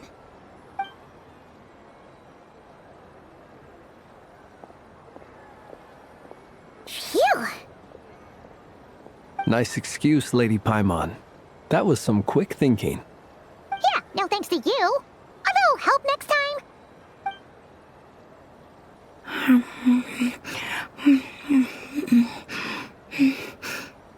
It's sweet. Is that Lockaberry? I wonder what flavor the Traveler got. This way, this way! It's the candy-selling lantern! I'm coming! Of course. Traveler, maybe we can share? Yes. I found out recently that people share their food sometimes, so I'd like to try it. Thank you.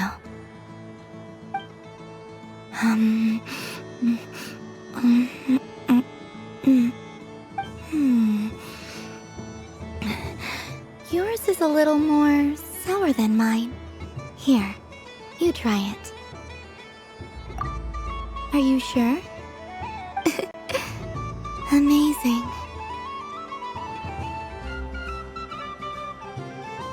My sugar sculpture has shrunk, yet my heart is filled with feelings of sweetness. I will remember this feeling. Sure.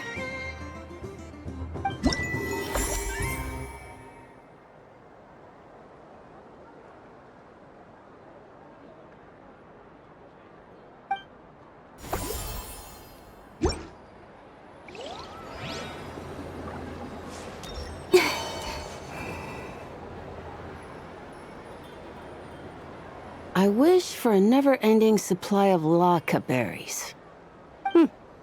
What a humble wish. Probably written by a child.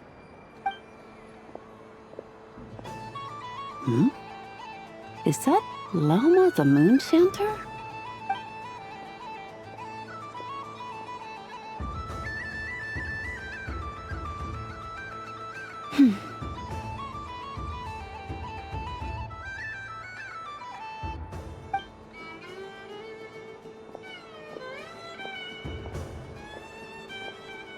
I wish that the long plume ibises would stop biting me. Oh dear, poor Lauma. All right, I'll write that one down for you. I got it. While everyone else is celebrating Moon Prayer Night, you're as busy as ever. I don't mind. It's rewarding work. A good kind of busy. My antlers are at their heaviest tonight, and the Kuvaki waves are especially strong. But as I help these dear friends hang their wishes up, I feel a great peace within myself that is hard to describe. You see, they are all such beautiful wishes, and they are ones that we can fulfill by our own strength. Do you blame me, Llama? I want to hear your honest answer. It is by the help of so many people that I can return to the moon. But I feel as though I've hardly done anything in return. You've done plenty, Columbina. I say this in earnest, both as someone who knows your history, and also as a friend who has seen what you've been through. What about as a moon chanter? I feel proud to honor our moon goddess's wish. And I'm sure any moon chanter in history would have felt the same way. Thank you for your kind words, Llama. But... Since you asked for my honesty, I won't lie to you. My feelings are mixed right now. Besides pride, I also feel...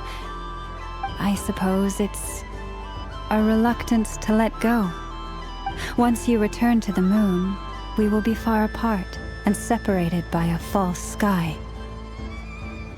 I'm sure those of us left behind will gaze up at that sky, yearning for the moon once in a while, just as you used to do. I will miss you, Llama. I will miss you all. I hope to stay in touch.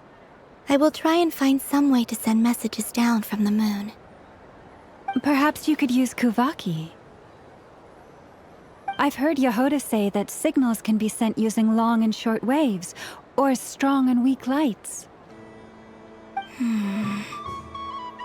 That sounds a little complicated. What if we forget what the signals mean? We could prepare a codebook beforehand, but... You're right. It wouldn't really suit you. Still, whatever happens, I believe that you will find your own unique way of communicating with us. And now that I think about that, my heart feels lighter. Because you trust in me? Yes. I have faith in you, and in the power of truth. In my experience, the truth tends to be difficult. But that's what makes it stand out from what is false. So I'm confident that your thoughts and your love will shine through the curtain of lies. We will know it when we see it. Thank you. Now, could you help me hang up my wish? Is this? I wish that all who dwell in this moonlit world can find a place to belong.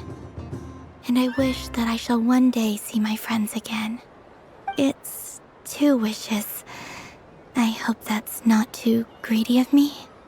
Not at all. And I think you speak for us all with the second one.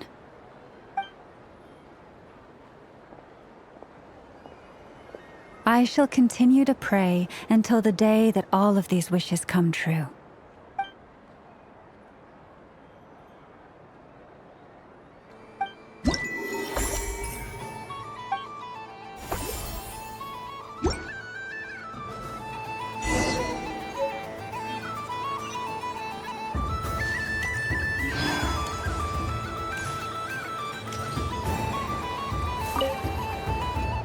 Traveler. Hey there, Colomina! Are you done checking out the festive amusements already? Are you sure you don't want to look around some more? You might not get another opportunity like this for a while. Right now, what I'd like to do is... You're right. I'm not ready for this night to end just yet. Yeah, that's the spirit! Take your time, Colomina. The most important thing is to have no regrets. I'll be right here if you need us. Okay. Thank you.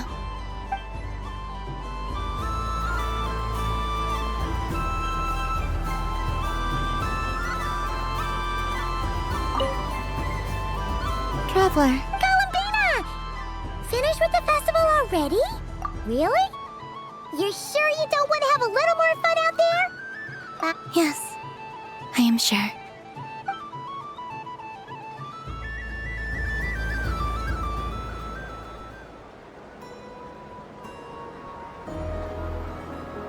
This was the most fun I've ever had on a moon prayer night. Everywhere I went, people were saying, "Welcome home," and there were friends at every turn. I only wish it could last longer than one night. Oh. Yes, you're right. The moon prayer blossoms. Ooh, look! Look! Moon prayer night has come.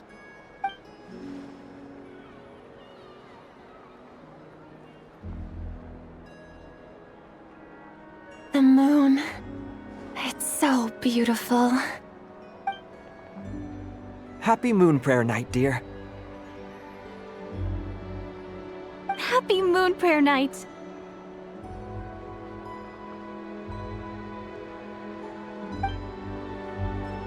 Happy Moon Prayer Night.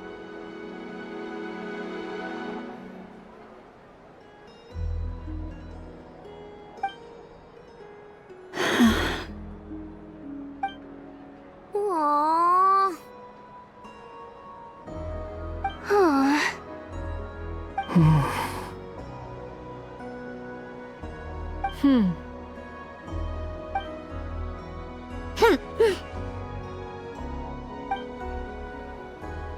Time flies when you're having fun.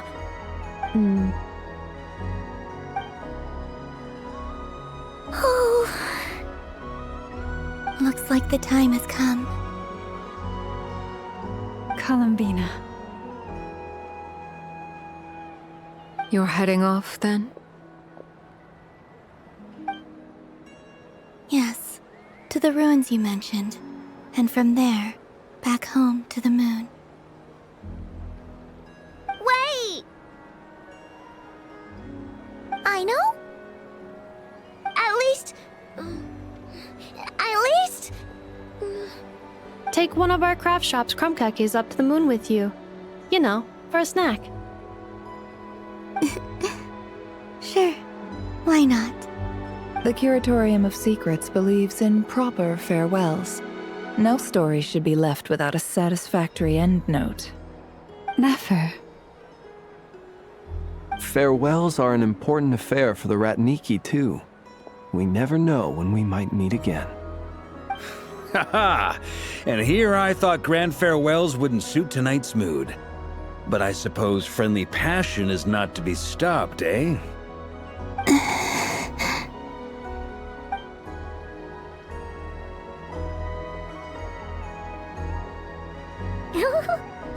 We made a little something for you, Columbina. Ta-da! What is it? A Moon Prayer Night greeting card with drawings by all of your friends. You did mention that you'd like a portrait done, so I took the liberty of creating one for you. I, meanwhile, did the portrait of Mr. Albedo, and Mr. Varka did the same for me. I mean, I think my work was pretty true to life, don't you think? The picture of Ashru was my doing. The two of you seem to get along rather well. Wait, was I the only one who did a full body picture? That's so embarrassing.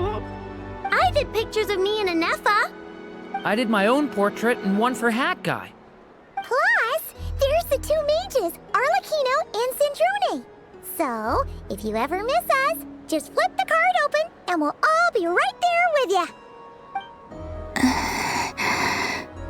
I don't know what to say. Thank you so much, everyone. This whole Moon Prayer Night was more than I could have ever asked for. It is the greatest gift I have ever received. Lauma, I figured it out. Figured what out? Remember how the Frost Moon Scions used to use milk as invisible ink to write hidden messages? That was a very long time ago. Oh, are you saying? Yes. When I miss you all, I shall use moonlight in the same way, to write words that only you can see upon the moon itself. Wow, that sounds lovely. Quite. But how will we see them? Simply open your windows on nights when the moon shines bright, and the moonlight will naturally flow towards the words I have written. That sounds most fitting indeed. Very true to form. I'll try to write them in places that won't disturb your sleep. I, for one, would sleep all the better for having read one of your messages before settling down for the night. Exactly. So don't worry about disturbing anyone's sleep. Just promise you'll write to let us know you're okay, all right? All right. I promise.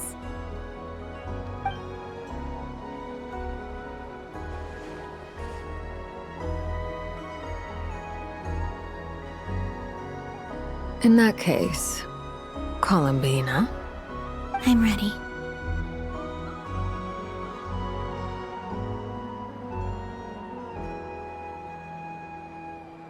Very well. Let's go.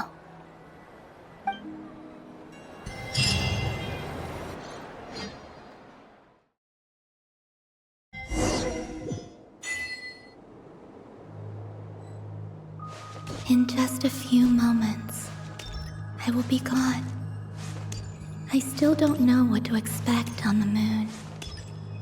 Will I really be able to send messages to my friends? The Kuhenki, the animals of Not Cry. I'll never get to see them again. I wonder where I'll be.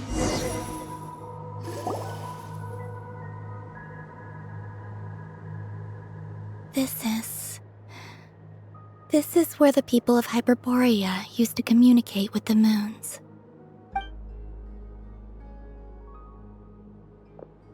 Eternal moon, frost moon, iridescent moon.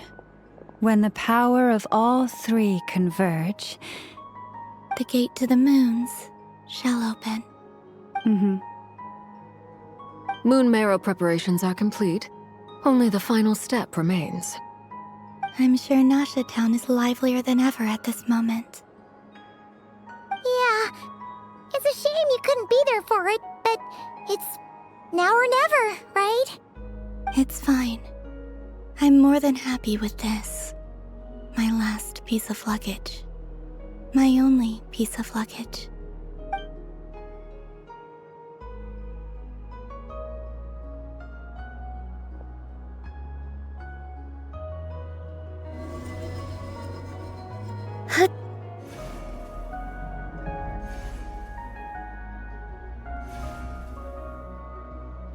I can already feel the moon calling to me.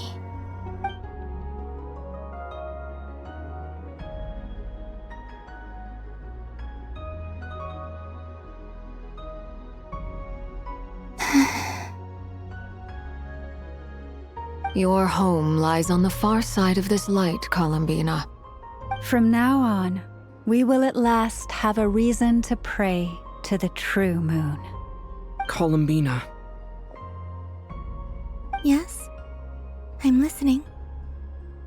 Be sure to come back and see us when you get the chance.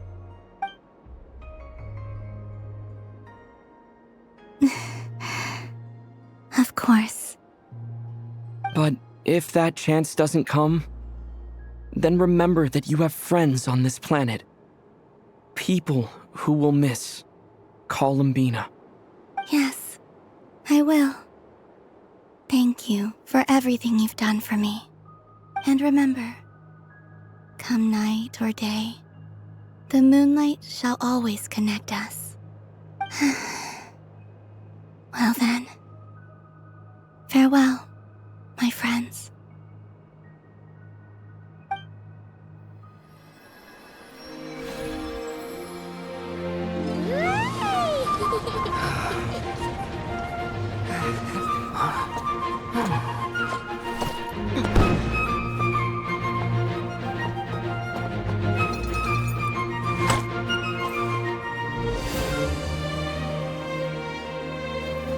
Thank you. This was my happiest night in Tevat. Farewell, Columbina.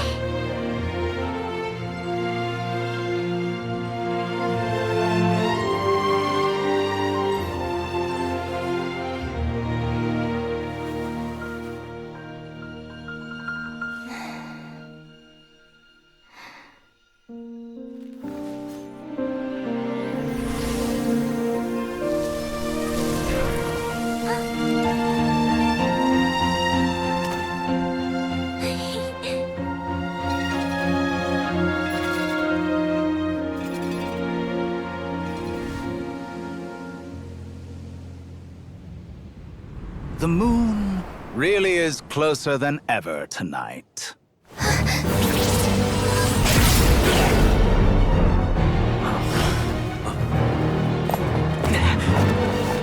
Columbina. All 3 moons in one place. Time for one final experiment. Reason, life, death, time, and space. They all believed I would fail.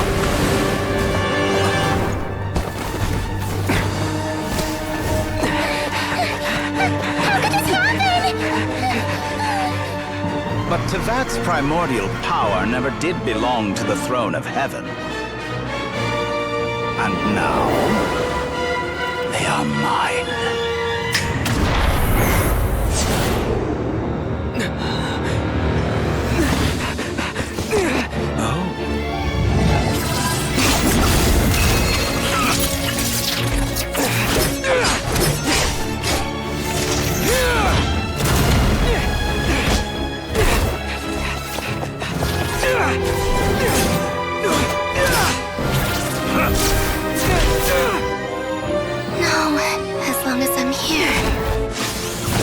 Is free to wield the 3 moons' power.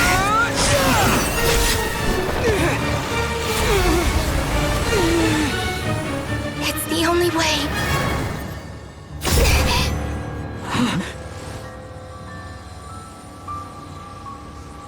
I guess I won't be going home today.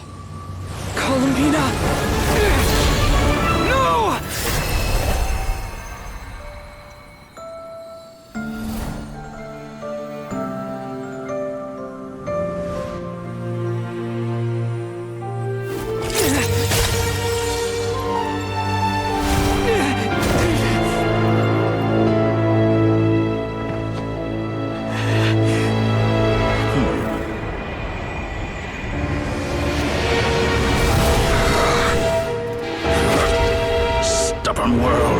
Do not try to control me!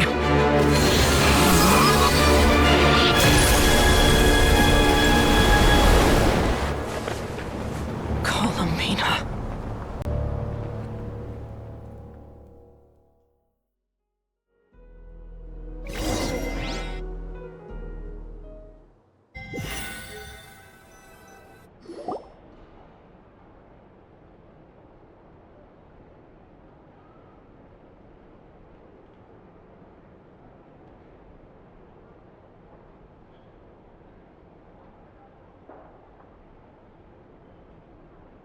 Are you all right?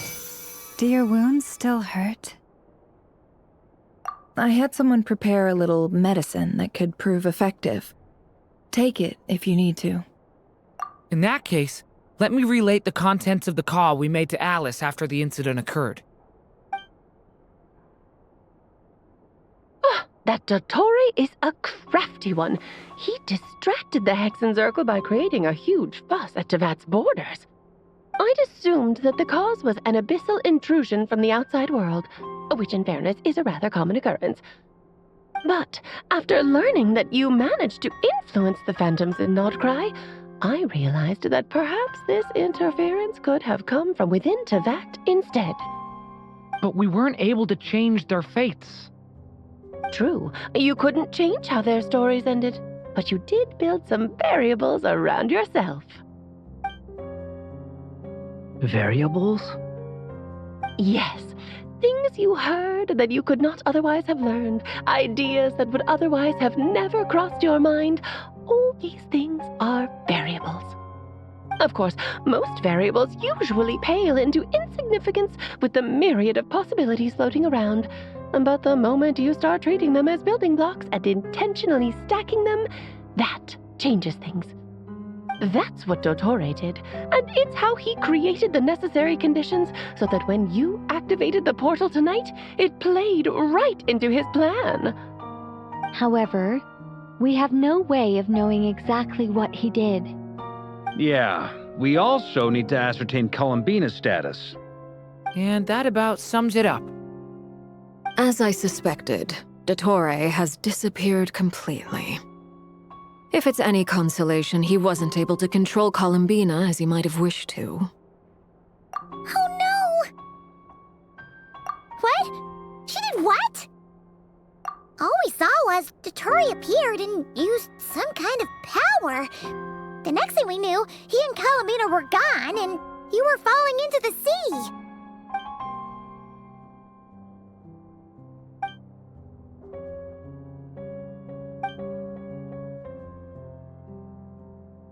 So, Columbina intentionally opened the Moon Gate and escaped into the same mysterious world as Rerir and Thalindis. Sounds like bad news. Seen in that way, the Trilunar Syzygy and Rerir's emergence, Dottore might have been pulling the strings in both cases. According to Miss Alice, he is attempting to transcend his destiny and finish an experiment that only a god might complete. An utter lunatic. Wait a sec, where's Hat Guy? Seems like he'd want to be here for this. He took off with the Dodo communication device after we spoke to Alice. He said he had a hunch that he wanted to investigate by himself. The look on his face was terrifying. I've never seen him like that before.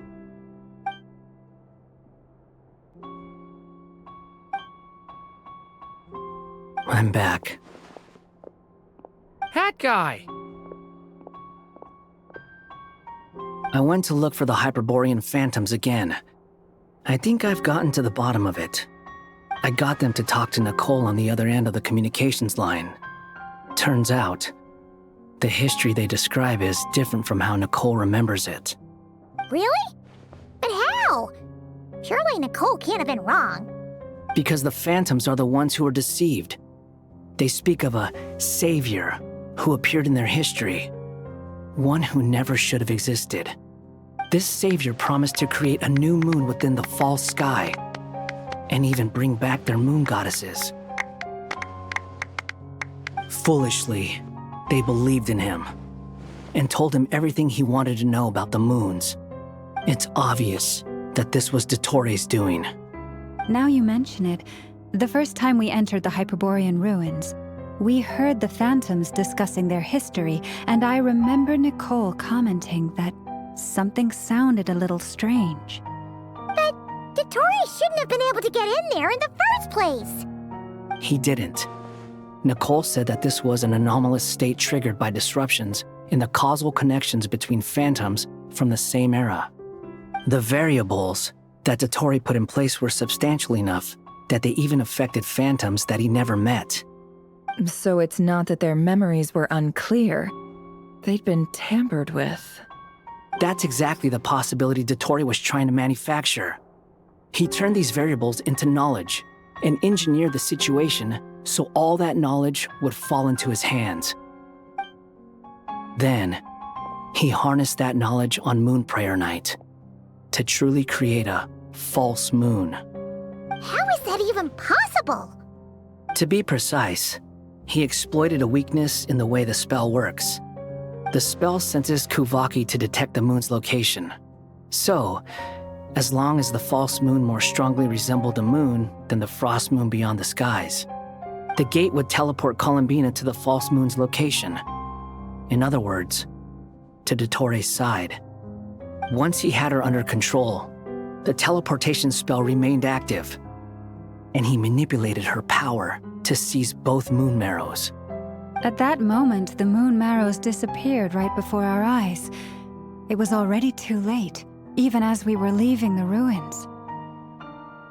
By then, Dottori had already amassed the power of all 3 moons. So, where does that leave us? What do we do now?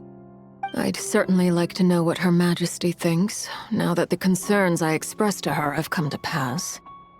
But we cannot simply sit and wait for her to decide the matter. And in any case, it is not the Fatui Harbinger Damselette who sees us as her friends, but rather Columbina Hyposelenia. If, even in such extreme circumstances, Her Majesty will not lift the prohibition on Harbingers drawing steel against one another, then I will do as my heart demands. I will fight as Peruware instead. Oh, Arlecchino! Time is short, so I'll make the first move.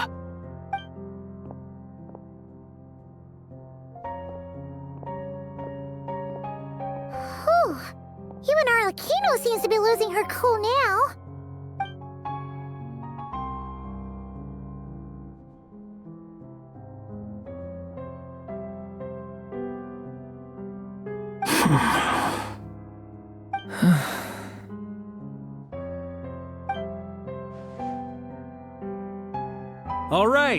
All right.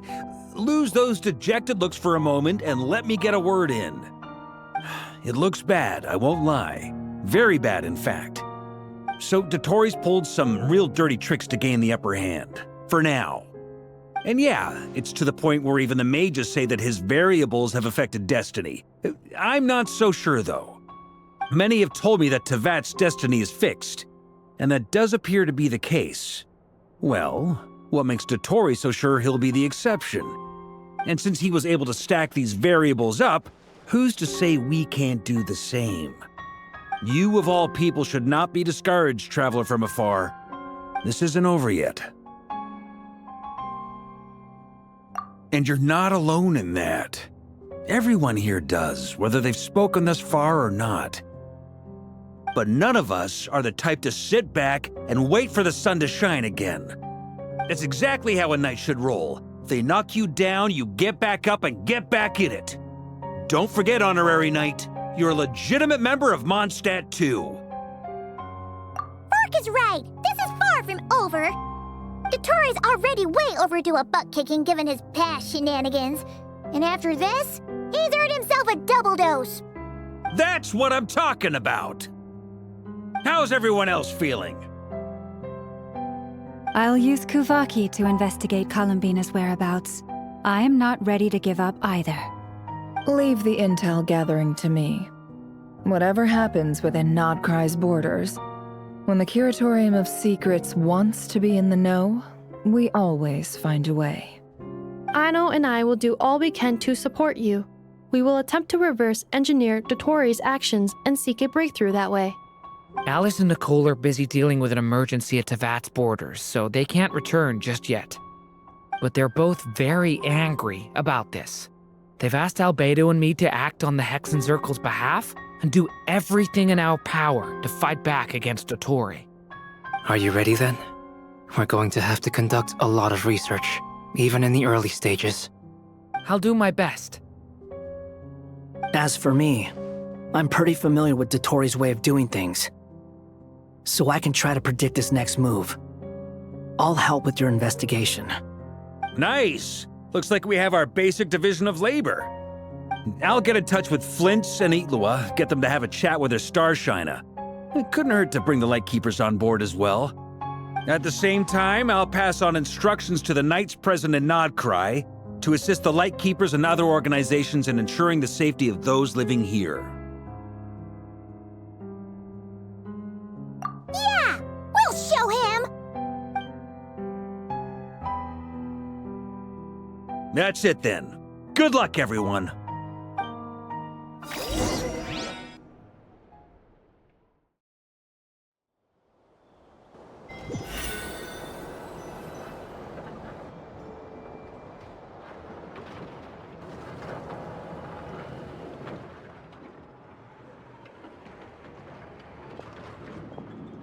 I never thought that Columbina would become my real name.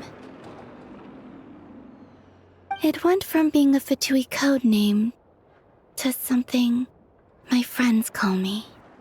And remember, come night or day, the moonlight shall always connect us.